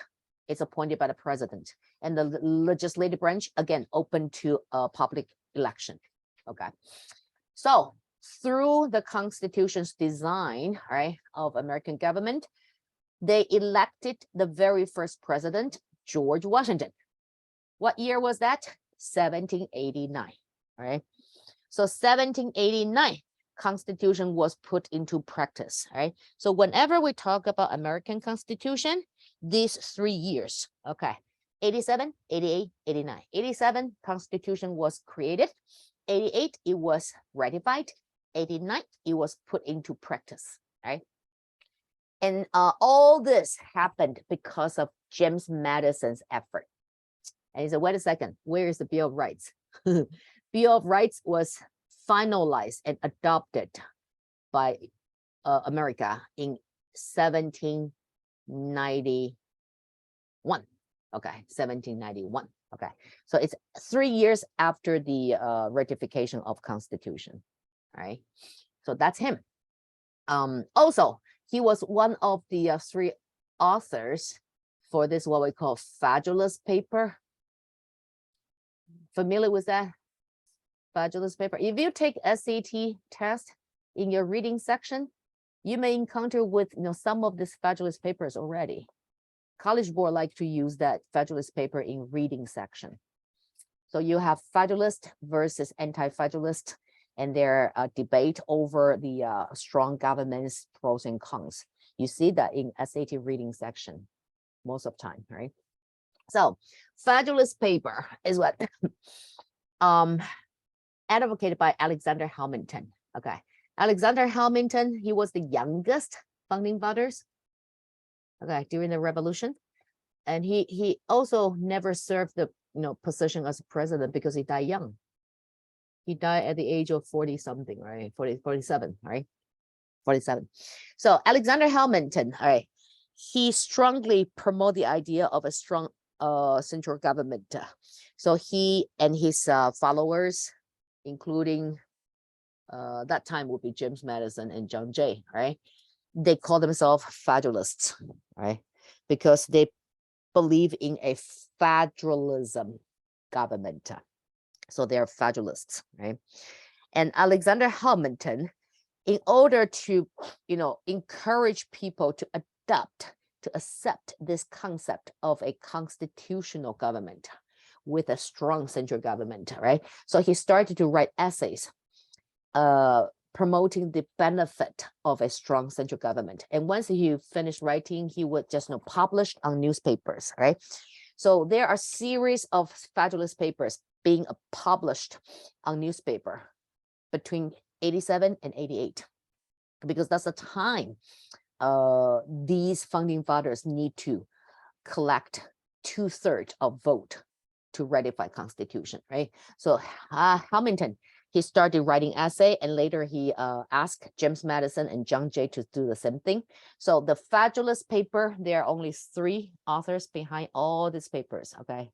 And they are John Jay, Alexander Hamilton, and with that, James Madison, okay? So these 3 founding fathers, with their effort, with their Federalist papers, they actually convinced the general society to adopt the concept of a federalism government, right? So that's why we group these 3 founding fathers, okay, as the father of Constitution, right? Without their efforts, Constitution may have been adopted, okay, but that would be like many years later, okay, and everything could happen between that time period, right? So Alexander Hamilton, most productive writer to the Federalist Papers, right? And he also served as the first Secretary of Treasury in Washington's cabinet, right? And he died in this Burr-Hamilton duel. That's why he died young, right? Okay, and then we have John Jay, right? So John Jay, members of the First and Second Continental Congress, okay? And yesterday, who is that you, Ria, right? You mentioned Jay's Treaty. Is that you? So that here's Jay's Treaty. Right. So Jay's Treaty signed by him, right? He represents America to negotiate with England. Okay. Well, he actually signed 2 treaties, right? First treaty was the Treaty of Paris that ended Revolutionary War. And Jay's Treaty was considered as like a humiliation to America, because after the independence, even though Britain recognized the independence of America, right? But Britain still constantly harassed America. How? When American commercial boat sailing across Atlantic Ocean try to trade with Europe, right? British Army, Navy would, intercept this American boat and claim that they have, escaped soldiers, and they suspect that American boat kind of, provide, harbor shelter, right? Hide this, escaped soldier. So British Navy would demand, they want to get on board and search for this, escaped soldier. And as a result, it's a warship versus, commercial boat, right? So British Navy would claim everybody on board are all escaped soldiers that work for Britain, because, they look alike, right? So by doing so, they could, just, kidnap Americans' commercial boat and drag them back home to London, right? So that would significantly hurt Americans' economy, right? And because of that, America was like, no, we need to, negotiate with Britain, okay? Because if this situation continue, our economy will collapse, right? So Washington sent John Jay to London to negotiate with Britain, right? And they ended up sign this Jay's Treaty. Jay's Treaty indicates that Britain agreed to stop this so-called harassment on American commercial boats. In return, America must open up Mississippi River to Canadian merchants, right? So it's a humiliation to American government, because it was Britain who started this, wrongful doing, right? Harassed American commercial boat. You did something wrong to begin with. Now you say, okay, I'm not going to continue to do the wrong thing, but if you want me to stop, you gotta give me something good. you will open up Mississippi River to all Canadian merchants. Okay, but to secure Americans' trade with Europe, right? So Jay actually signed this treaty, right? And that treaty become a big humiliation during George Washington's presidency. People criticize him big time, right? And he was also the first chief judge of Supreme Court appointed by George Washington, right? Also, he wrote portions of the Federalist Paper. Hamilton wrote the most, and then Madison, and then Young Jay. Okay, so those 7 founding fathers figures, okay, you need to remember their names, okay, because that will help you to write your essay, right? And the war itself, we do not really need to memorize all the terms, everything, but we need to know the logic, all right? So how American, okay, managed to defeat Britain, okay, this mighty nation, okay, and how America managed to, appeal to the society, the public, to side with the revolutionaries. Don't forget, at the in the initial stage of Revolutionary War, there are still pretty good number of colonists declare their loyalty to the crown. They call themselves the Tory, T-O-R-Y, right? So the Tory, they deny the idea of independence. They continue to show their loyalty to the crown. Those people are known as the Tory, right? But gradually, through the course of Revolutionary War, more and more American citizens actually sided with the revolutionaries. So why is that? And we're gonna talk about the logic, okay, later. But before that, let's take a break, all right? Let's come back in 10.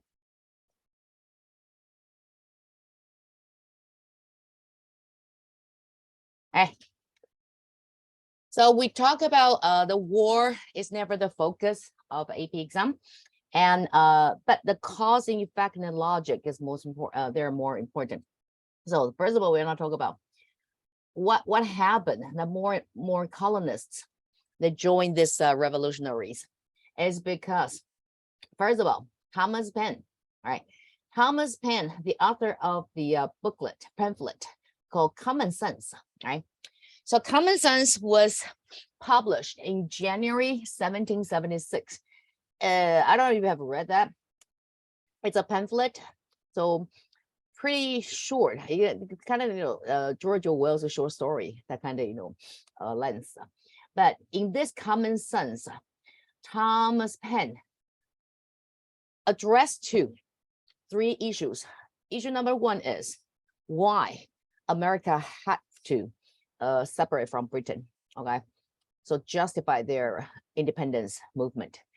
Issue number 2 is what America will become after independence, all right? So he indicates that after the war, America would establish a brand new government that would wow the world, all right? And that would navigate. And then issue number 3 is America with this new government will set example and navigate our world to better future, right? So in his pamphlet, he justified Americans' action and also give American people hope of this brand new government. And not just so, give Americans the pride, okay, to be like, the hero in the course of war history, right? So once his pamphlet was published, his book became the best-selling book in that time, all right? Because it's, first of all, it's very easy to read, okay? He addresses language in a very simple way. And also he sell his pamphlet at very cheap price, 1 cent each, all right? So people could afford it, and once you bought it, you lend it to your neighbors, your families, right? So this Common Sense really talks sense to Americans, all right? So to a point, more people believe, yeah, that's the right thing to do. Okay, we must, okay, separate ourselves from Britain. So that's one reason why we have more people joining this revolutionaries, right? And the Declaration of Independence also makes sense, right? Because within Thomas Jefferson's words, he kind of defend this human's nature, right? All right, and that appealed to the common people, because common people, they're not only being oppressed by their king, their government, but also by their landlord, right? So this, all men are created equal, so appealing to the general public, right? So Thomas Jefferson, a summary view of rights of British America, right? Also, we talk about he was heavily influenced by John Locke. That's him, right? The two treaties of government, and he was adopted on 4th of July, 1776, right? And now let's talk about how come America could have won the war, right? Because if I'm a bookie, I open a game, right? And then I accept bets. And who would you bet on to win the war? Britain or America? I'm curious. Sunny, who would you bet on? America or Britain? America. I? Why? What is your logic? I don't know. Okay. You just believe in America, right? Okay. Ria, who would you bet on? America or Britain? Rationally. At the time, I would probably bet on Britain Why is that? because they had like a better army, Mm-hmm. and they had more like supplies and stuff and more money. Of course, right? And America had nothing to begin with. America had no army. What they have is like a militia or Minutemen, right? So at that time, we would bet on Europe, right? Jeffrey, whom would you bet on? I would bet on probably Britain. Uh-huh. Why is that? Because well, I mean, Britain was like the world power, not world power, but it was at Almost at that time. it was much more developed. Oh, And, yes. And they have yeah. all the resource, army, navy, right? Yeah. Yeah, okay. And they have more experience in wars, right? Unlike America, only participate in the 7 Years' War, right? Okay, so logically, the whole world believed this is a mission impossible for Americans, all right? But America proved the world wrong, okay? What happened? Okay, here is what happened. At the initial stage, 76 to 77, we mentioned that America continuously lose the territory, right? And retreat and retreat and retreat. To a point, the morale within this continental army was so low, super low, okay? Historical low, okay? But George Washington, he knew exactly what he had to do as the chief commander. He knew if he did not bring home a victory to his soldiers, and very likely after New Year, because these soldiers, they enlist themselves voluntarily, and it's a contract soldiers. So they sign the contract with the Congress for 1 year or 2 years, is up to you. But when the contract ends, you can choose to renew or you can leave the army and go home to do whatever you used to do, right? So at Christmas Eve, all right, that's December 24th, right? And a lot of George Washington's soldiers, their contract will expire in 6 days, as 7 days, all right? So he knew if he did not provide a victory for his men, very likely when New Year come, okay, he would have no men to fight for him, right? So he actually, not here, Trenton, okay, not Saratoga. He actually raided Trenton by surprise, all right? Who would expect George Washington would let his men to raid British fort on Christmas Eve, right? People supposed to, celebrate the holiday and at least, show your faith in God, right? So Christmas Eve, but George Washington took that opportunity and he believed that would be the day that British army, would be the last, prepared, okay? And he proved himself right and he raided a Trenton, all right? That was British army and managed to capture 4,000 Haitians. Haitians were commissioned soldiers from Germany, all right?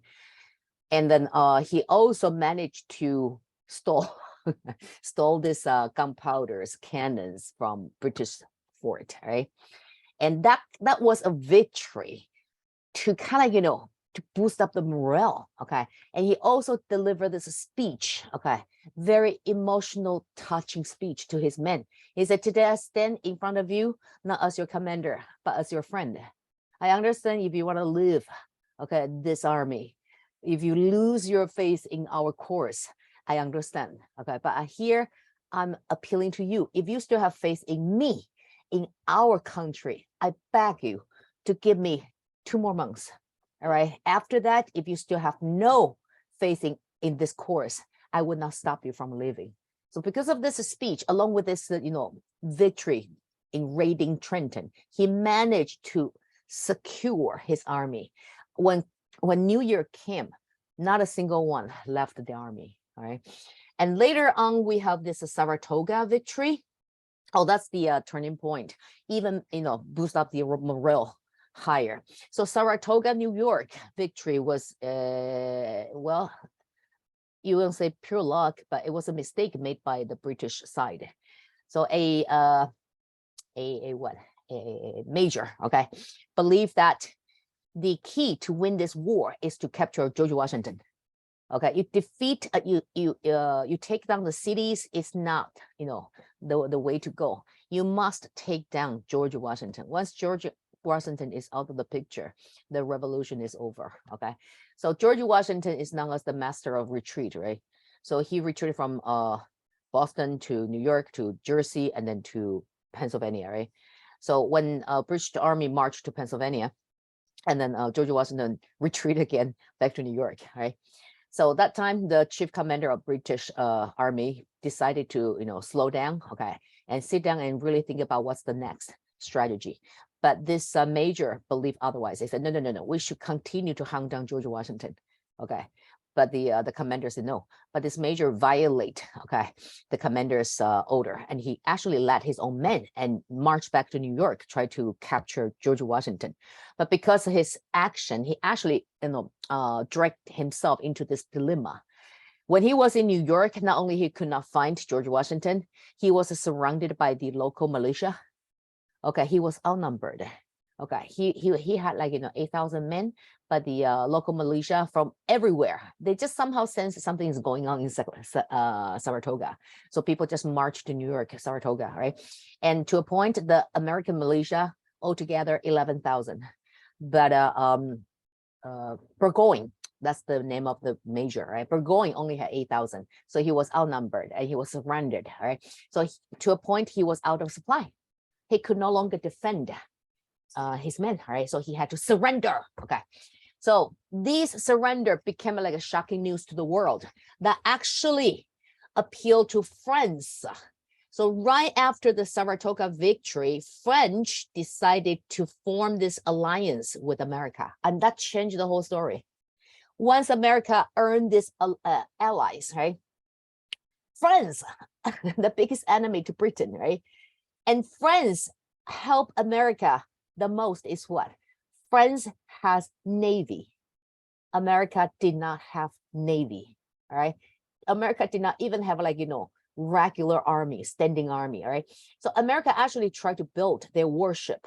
They did. At the beginning of the Revolutionary War, America actually built 4 warships with the help from the foreign technician.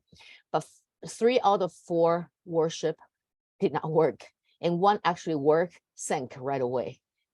Okay, so America did not have Navy, and French aided America with Navy. That's a different story because French Navy could somehow check upon, French Navy can check upon British Navy, and somehow create this burden and make this war more difficult for Britain, right?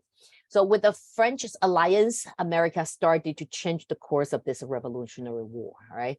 So one reason is George Washington, his raid in Trenton boost up his men's morale. And then it's the first mistake made by British side. Okay, the major Burgoyne want to hunt down George Washington, but as a result, he was surrendered, and then he had to surrender. Okay, and that's a Saratoga victory, and that victory wins over French alliance. All right, and then the final victory is the Yorktown, Virginia. All right, So Yorktown, Virginia was the time Cornwallis, another chief commander from British side, right? He was, same situation. He marched down to Yorktown, Virginia. That was George Washington's hometown. Okay, so George Washington, of course, would not allow Virginia to fall. All right, so George Washington led his men, Continental Army, along with other local militia together. Once again, they outnumber Cornwallis. Right, and Cornwallis this time he had an option. He could retreat from the sea. Right, unlike Burgoyne, Saratoga was not a port city; it was inland. Right. So Burgoyne could not retreat through the waterway, but Cornwallis could retreat through his navy. But when Cornwallis was ready to retreat, French navy arrived exactly the same time. So Cornwallis was surrendered. Okay, inland by George Washington's Continental Army along with militia, and the only way he could retreat the waterway was blocked by French navy. All right. So Cornwallis had to surrender. All right. So that was 1781. 1781. Okay. 77, Saratoga victory. 81, Cornwallis surrendered. And Britain, to that point, is like, man, we are exhausted. We don't want to continue this war. It's meaningless. That's the time Britain proposed, peace negotiation. All right, so whoever proposed this peace negotiation will be considered as the defeated party in the war. All right, so America, it took 2 years for America and Britain to come to agreement and finally signed this Treaty of Paris, and that ended the Revolutionary War. All right, so the logic is George Washington, okay, along with the mistake made by Britain, right, and allow America to claim the very first victory. He said, hey, wait a second. What about the Trenton? Trenton was 76, right? So what happened to this Trenton victory? It's not a victory. When we say war victory, it's only when one party surrendered. But this Trenton raid, Britain did not surrender. George Washington just got what he wanted, right? So first victory, Saratoga, okay. It was a mistake made by Britain, and that allowed America to claim this first victory and win over their first allies, France, as a first, right? Because after France, make their points, their stand, right? Okay, we recognize America as an independent country. We're gonna side with America to defeat the evil empire. So when France declared that, other European countries followed. So here we have Netherlands sided with America.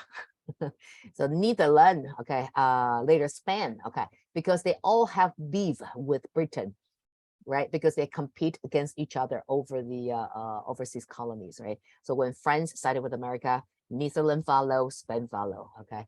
And that will make this war much more difficult for Britain, because now Britain not only have to confront America, they also have to protect their overseas colony, because Spain would attack West India, right? Netherlands would try to occupy certain trading posts from Britain, right? So the war scale enlarged, and that's why in 1781, when Cornwallis surrendered, Britain was like, that's it.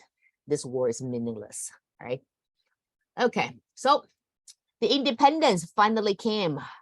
Treaty of Paris, 1783. Okay, whenever you talk about Treaty of Paris, you must pair with the year, because there are so many treaties signed in Paris, all right? Without the year, it's meaningless. So 1783, Treaty of Paris signed to officially end this war, right? So what's in this treaty? First of all, who represent America? Benjamin Franklin, John Adams, and John Jay, right? Franklin, Adams, and John Jay. At this point, when they're ready to sign the treaty, Britain still tried to convince these three representatives, not to claim independence. And they tried to bribe Franklin, Adams, and Jay.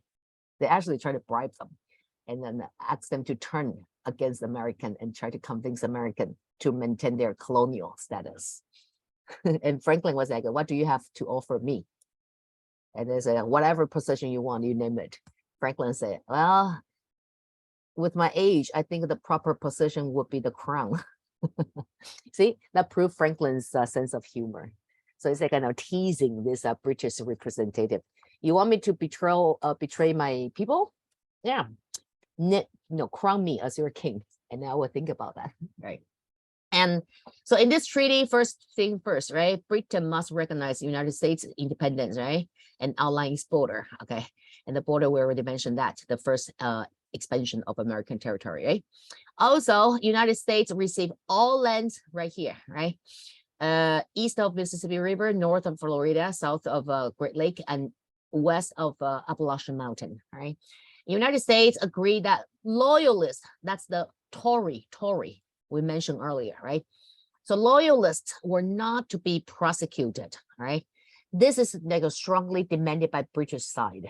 Okay, so British like we have this loyalists, right? During the war, they still subject themselves to the crown, so we must protect their safety, right? And left out the issue of Indians. So Indians are like, all right, who is the new owner, landlord? Who is our new landlord now? Used to be France, and then it's Britain, now it's American. Never heard about them. Okay, so that's the independence ended, all right, with the Treaty of Paris, okay, in 1783. Now, right after the independence, America, congratulations, independent, right? But here comes the problems of peace. The problems of peace. This is a oxymoron, right? Or you can say paradox. No, oxymoron, more likely. Peace is good. How come we have problems of peace, right? Here comes. During the Revolutionary War, okay, people united because they had common enemy, right? But don't forget, we talk about that today. Before the First Continental Congress meeting in 1774, 13 colonies, they all have opinions upon each other, right? And the reason they united during the war is because they have common enemy, right? But now the common enemy is gone. So state jealousies reemerge and self-seekings came back, right? So now before used to be like the North criticize the South is like, look down upon the North, right? But when the common enemy Britain's still there, okay, everybody's like a team, but not anymore.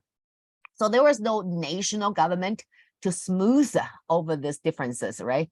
We do have a Congress, the central government, but it's powerless, right?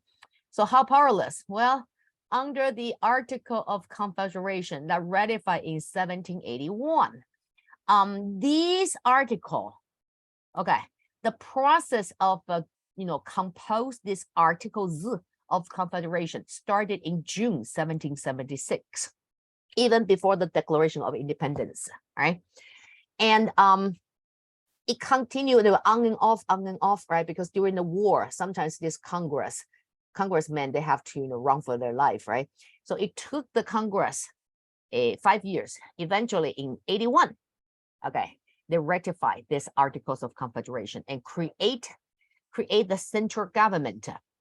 But this central government is only one branch called Congress. There's no executive branch. There's no judiciary branch.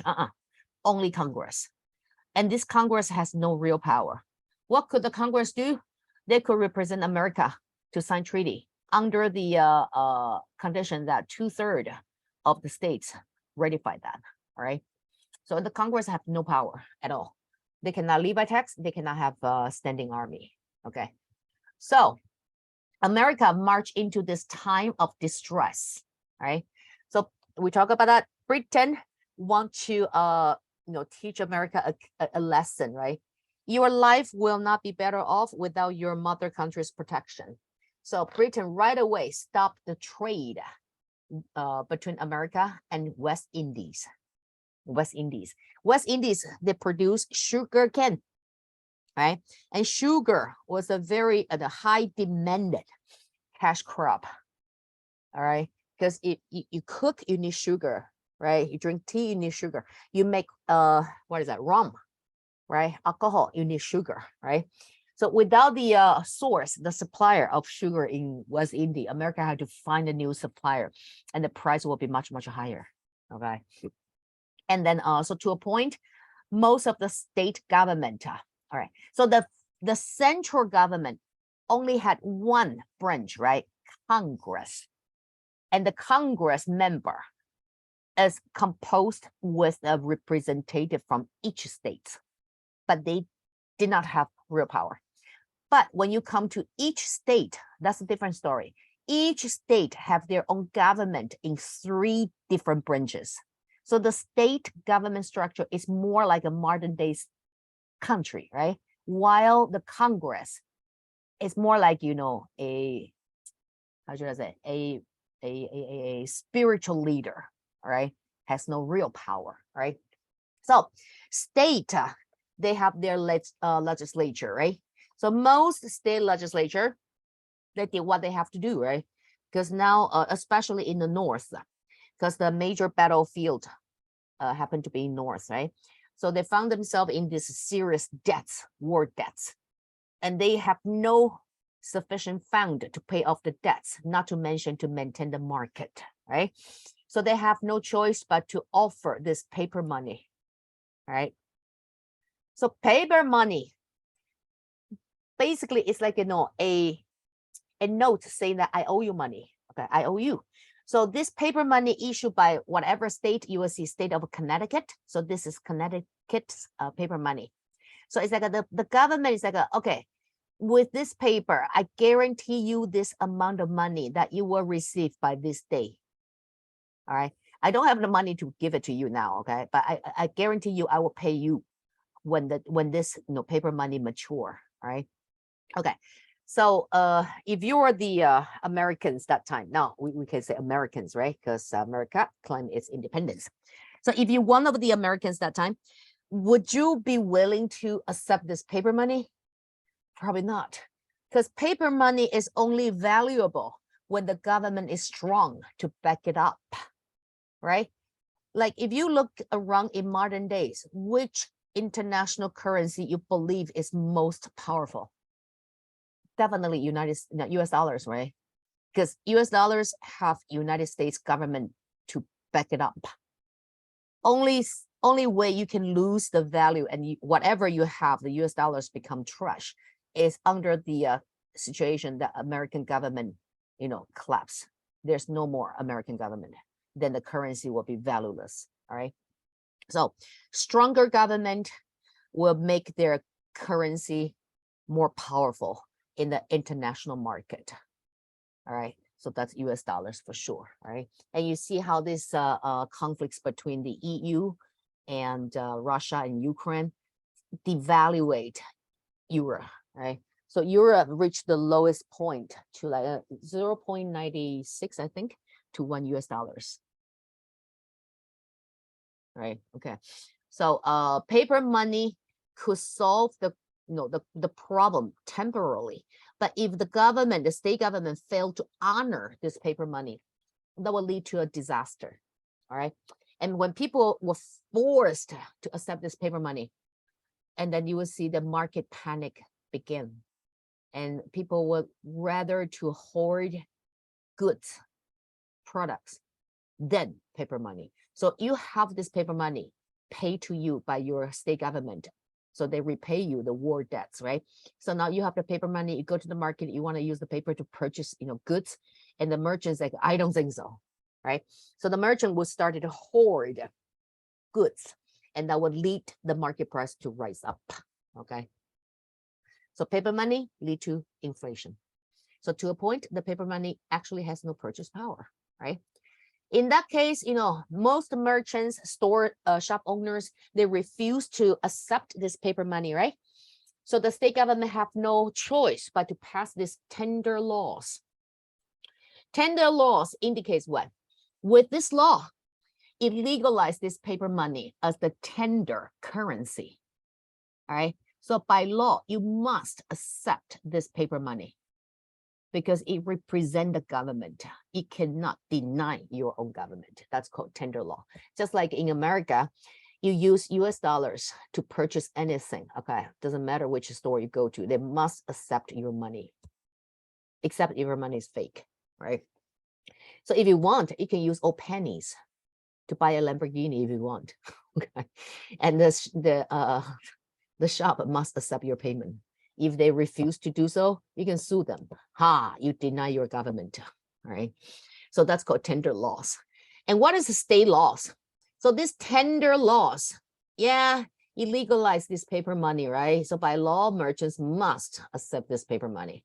But the paper money indicate on this certain date, the government must honor this paper money. So you can take this paper money to your local government or bank, whatever, and trade for gold or silver, okay?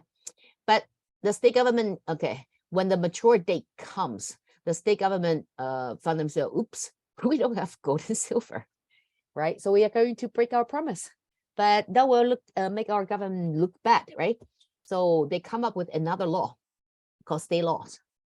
State laws basically is what? The debt states, we will pay you back eventually, but not today. So state laws. So you see how state government constantly broke their promise towards this paper money, right? And that make this paper money even more, not even more, even less valuable, okay, less desired, right?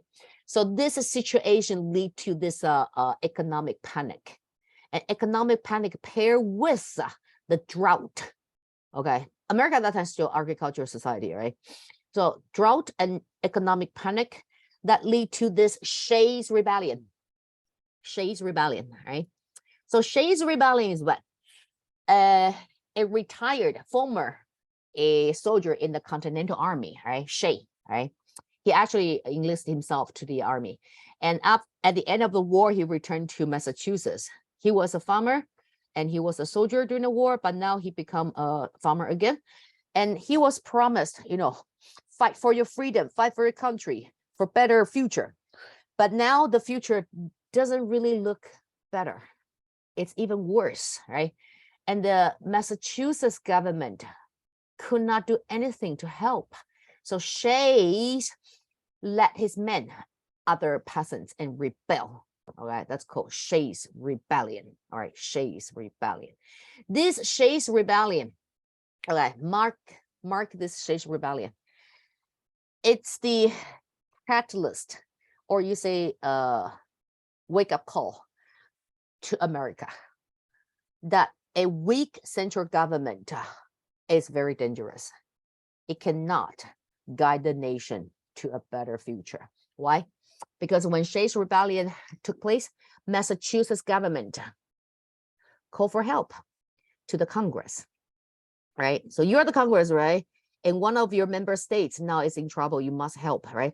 And the Congress said, despite how much we want to help, but it's beyond our capability. Why? We cannot tax, we have no money. We cannot have a standing army. We have no soldiers. So only thing we can do is keep our fingers crossed. Good luck. All right. So Massachusetts government had to deal with this rebellion on its own. Eventually, the government managed to suppress this rebellion, but the entire nation realized that our central government is useless, too weak. And that is why we have the formation of Constitution. All right. So Constitution eventually, okay, give or take a decade or two, probably America would eventually go to this constitutional government. But timing was very important, right? So during that infancy, when America was so vulnerable, not just internally, but also to the world, right? So without a strong central government, America really could have died young, all right? That's why we say these are three founding fathers that contribute to the formation of Constitution. They are important. So one, make sure America survive. Two, make sure America have, birth certificate. Three, make sure America did not die young, all right? So now let's talk about this catalyst of making the Constitution. So why America, merely 4 years after the Treaty of Paris, they decided to formate this Constitution? Number one is claims to Western land, all right? So this is the land America claimed from Britain, right? And now states, they have conflicts about the West land, right? So which state control which land? And the central government, the Congress, could not deal with these conflicts at all because they have no money, right? There's nothing to negotiate with the state government, right? So that lead to this, state conflicts become worse, all right? And that's they believe maybe we really need a big government, central government, right? And the ordinance of 1787, that's what? That's when the Congress, under the 2/3 consent of the state representatives, they decided to come up with this ordinance of 1787. It is addressing to the general public to encourage settlers to the West. Now we have this land, it's ours, right? So we gotta make the best use of this land. So people, please move to the West. But not everybody wanted to do so, right? Because the East is already developed, right? Convenient lifestyle. So you want to encourage people to march to the West, you're going to give them incentive, right? So here comes the incentive. Settlers should arrive in sufficient, okay. If you go there, okay, you can claim your land for free. Free, okay, go now, okay. And then when the settlers arrive in sufficient number, okay, numbers, they should enjoy self-government, right? So once the population reach the bar, all right, then you can self-governing your region, your territory, but you're not a state yet, okay? But you can have your own policy. You don't have to submit yourself to the neighboring states, all right? And when fully settled, the territory should be divided into 5 states and join the federal at once, right? So with this deal, Americans rush to the West, right? And more states established. And that's a problem. Think about that. When America only had 13 states, the conflicts between states was already severe. Now we have more states joining this union. And you can just expect this, fight, conflicts between states on your daily menu, all right? And on top of that, the brainwash, right, from this Federalist paper also speed up. So catalyst is that you speed up the process without changing the nature and the result, right? So it speed up the formation of a constitution, all right? So finally, we have the constitution.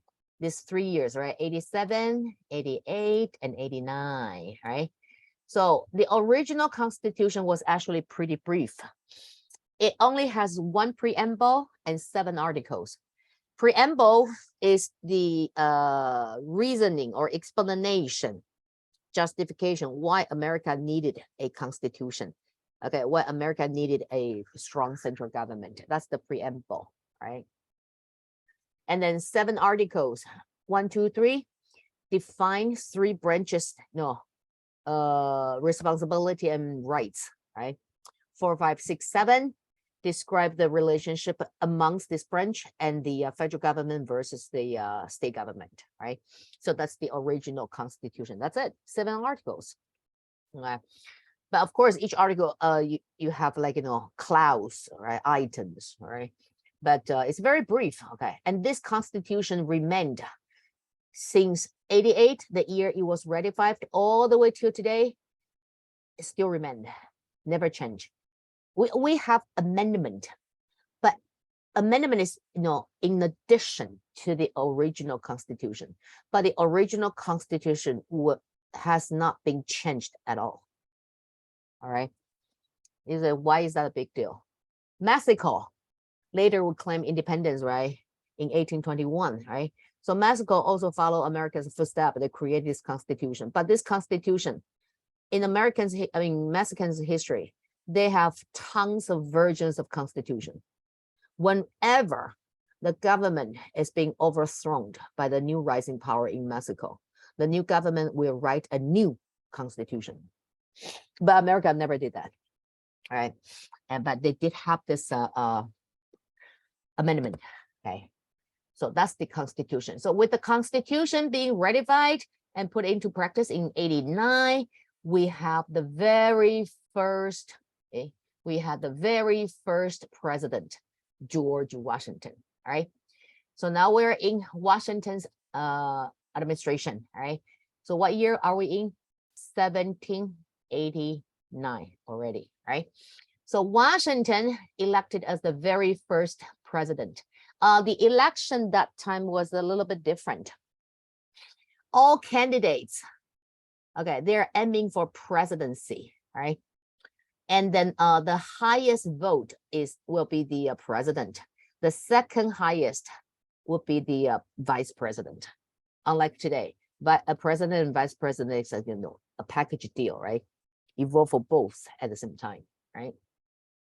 So George Washington received the highest vote, right? So he became the first president, and he made a lot of precedent for the future president to follow. He created, this is Washington, right? He created the first cabinet. So what is a cabinet?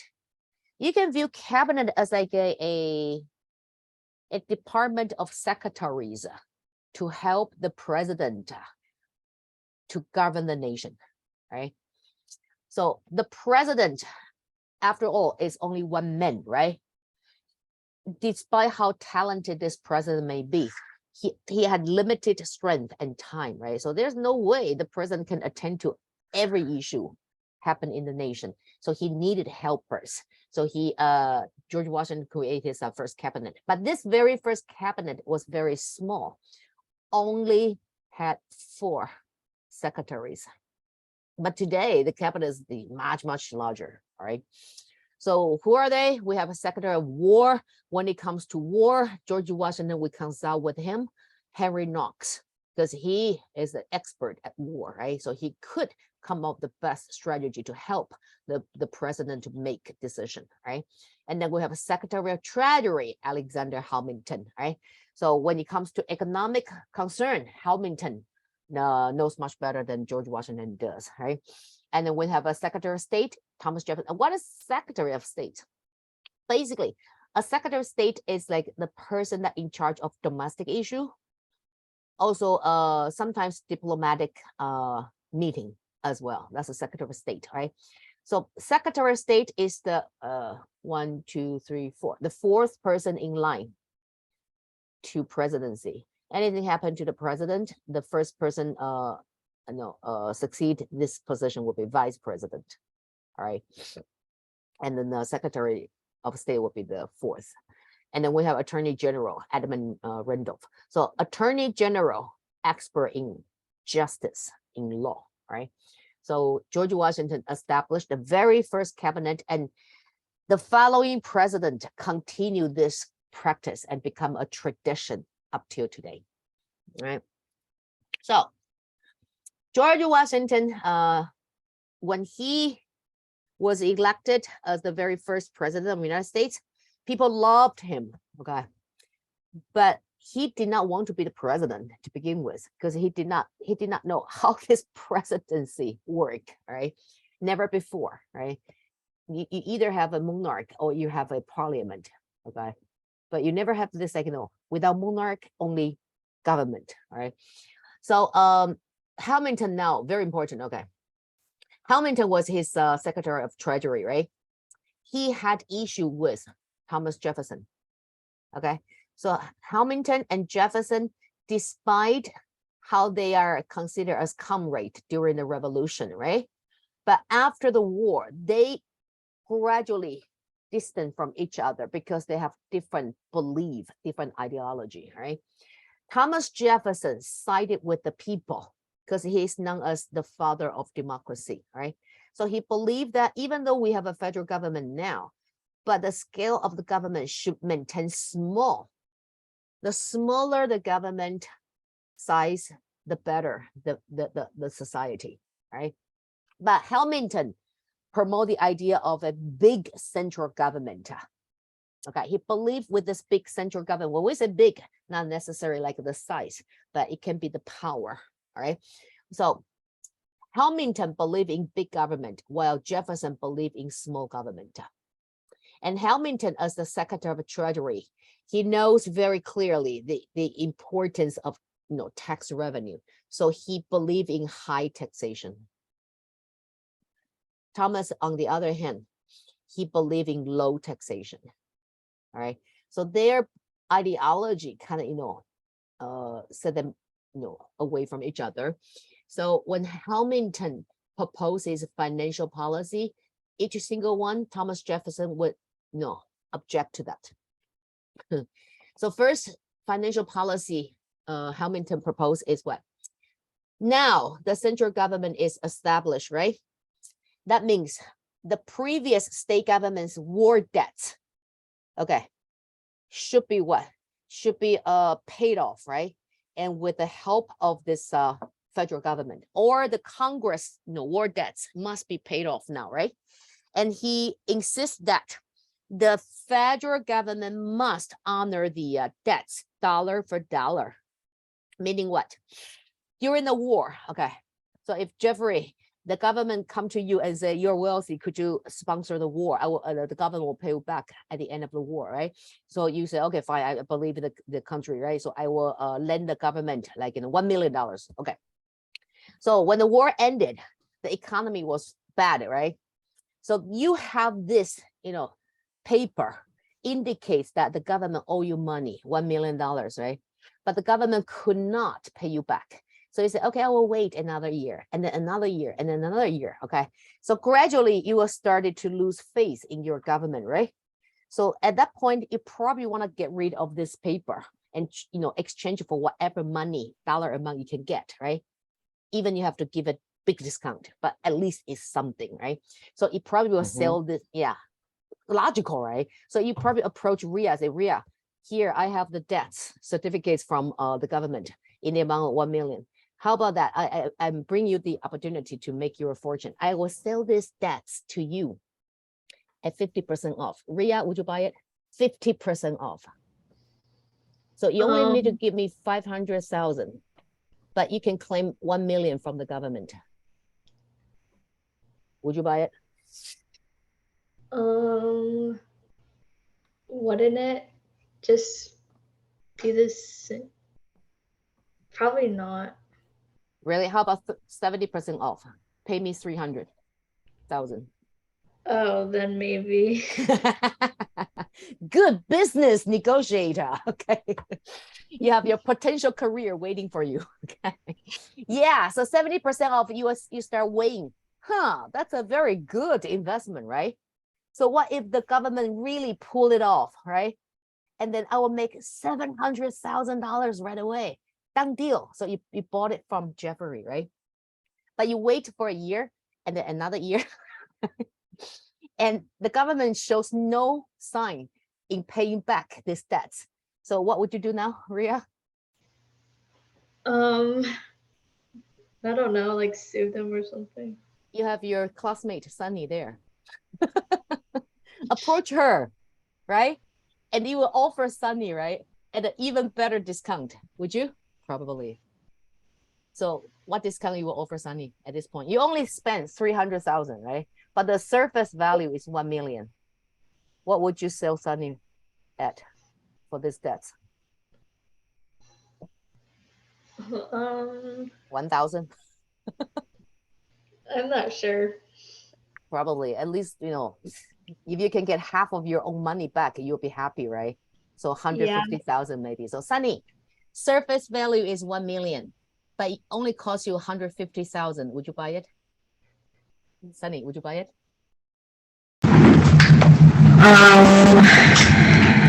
Decision. Would you buy it? Look at the percentage you will make out of your investment. You will never ever see the opportunity again. 150,000 investment, possible 1 million in return. Would you buy it? Yeah. Thank you. Done deal, right? So see, Ria, you get half of your money back, right? So when the federal government finally established, they have the right to levy tax, right? And they can tax everybody in America, not just one state, but everybody. So the federal government now have money, right? So Hamilton believed that we need to buy back these debts dollar for dollar, meaning that they know, the government is aware that whoever is holding these debts from the government, they pay very little money to hold it. So Hamilton said, we're gonna pay them on the surface value. Okay. And then Thomas Jefferson said, are you kidding me? The money is from taxation. That's people's what? Hardworking money. The government is responsible to best utilize this revenue for the general public's good. How could you use the money to profit these speculators? That refers to Ria and Sunny, okay, in this case, right? So how could you give this money to this prospector, right? And then Hamilton said, I know, but if we dishonor the debts and just pay whatever they actually spend to purchase these debts, then the government will lose its credibility. Because the government can, break the promise because the debt says, clearly $1 million, right? You can use this debt certificates to claim 1 million from your government, but now you only pay them 150,000. So in the future, how would you earn people's trust, right? So Hamilton uphold the government's credibility, while Jefferson uphold people's rights. Okay, so now you are the president, George Washington. You have two secretaries that had issue with each other. One is your secretary of treasury, right? One is your secretary of state. Jeffrey, come to you. Which secretary would you side with? Jefferson or Hamilton? I would take a more logical route and say credibility, because then in the future, people would be more willing to invest in the government. Whereas if you do it like one time and you use it and you just don't give it back, you'll lose credibility and you'll lose the support of the people, even though you're trying to use that money for the people. And there's no point if you lose the support of the people when you're trying to use it for them. So very logical. Very logical. Good reasoning. Thank you. Ria, what would you do? Which secretary would you side with?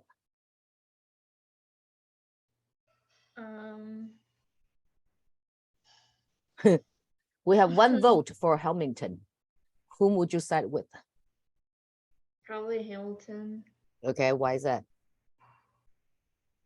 Because like his idea makes more sense. Because the government should set the role model, right? Yeah. If the government lose the reputation, credibility, imagine what the society will do. Our government can do that. We can do the same thing, right? It could be a chaos. Yeah, I agree with it. Thank you. Sunny, which secretary would you side with?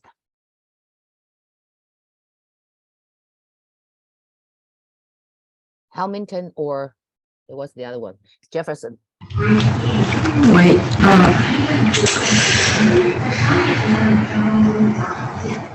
Jefferson will protect your investment, though. Don't forget. You spend 150,000, but possibly if you side it with Jefferson, you get 1 million. Which one would you side it with, Sunny?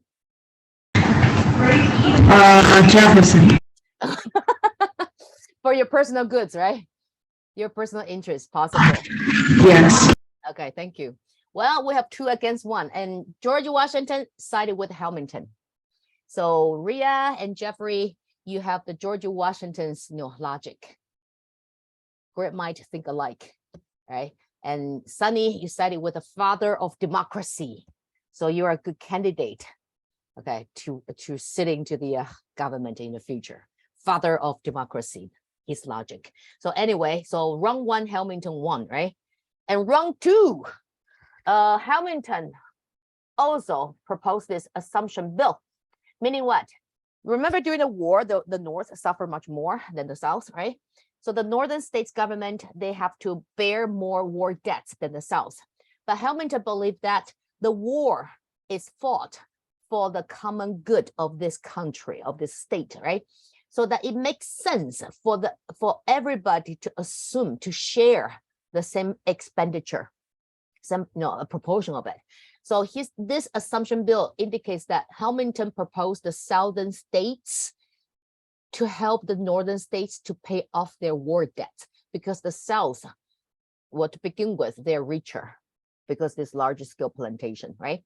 And also their war debt was, pretty much like a slim to nothing, right? And the southern states said, why should we? We already paid off our debts. Why should we help the North? That's their own problem. But at the same time, the government was trying to choose a capital site. And the North and the South, they both want to fight for that, okay? Because the capital represent the state, right? So if you can have the capital within your own territory, the state government think in this way. If our state happened to be the capital's site, and then that will boost up our economic development, that's for sure. And that's another honor, you see? So both North and South, they want to fight for this capital site, right?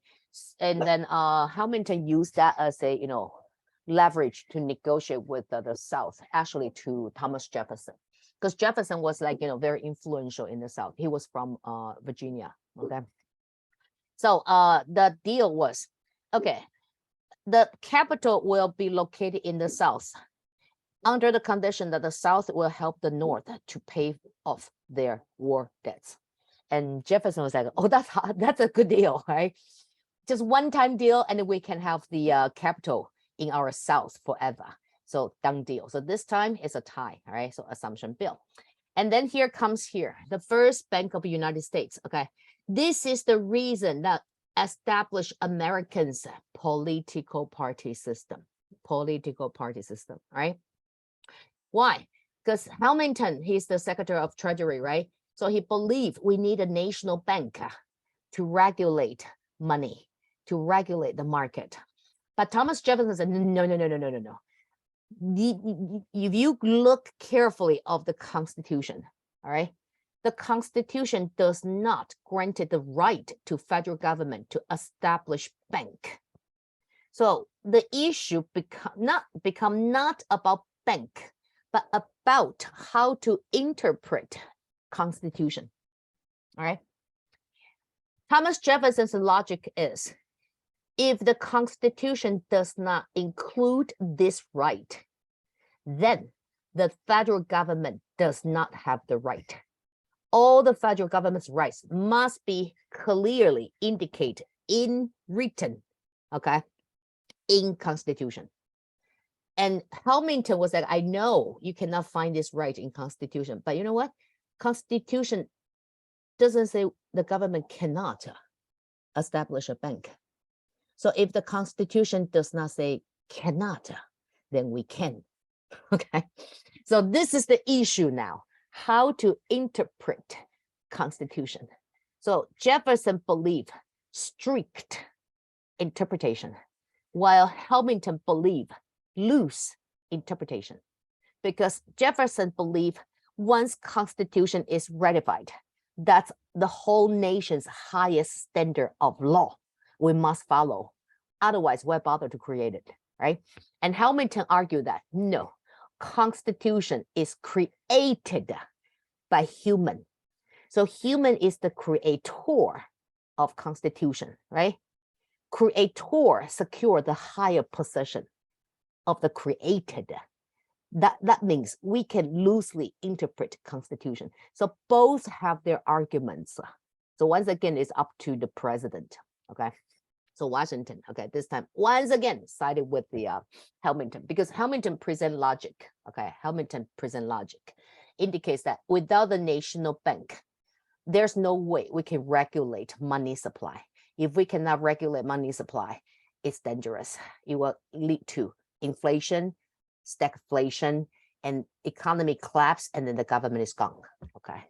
All right, so let's stop here today. We are almost done with this era. We are now in 1790 already. We're 10 years short, okay? But anyway, when you work on the multiple choice question, all right, if you see questions that related to George Washington's administration, besides Hamilton's financial policy and his cabinet, all right, you can skip those, all right, because we did not cover that, okay? And then when it comes to the John Adams section, you can skip those questions. Otherwise, the rest of the question you should be able to manage. All right. 啊， Huh? 吃多了不好。 What? Oh, I Yes, accidentally- Jeffrey. Okay. All right. So let's end our class today. Any questions, Jeffrey? Any question? Huh? No. Nah, thank you. Supper time, right? Ria, questions? No. Thank you. Sunny, congratulations on your good investment today. Questions? No. All right. Thank you. Well, in that case, you have a nice evening. I'll talk to you tomorrow. Bye-bye. Thank you. Pleasure. Bye. Bye. Bye.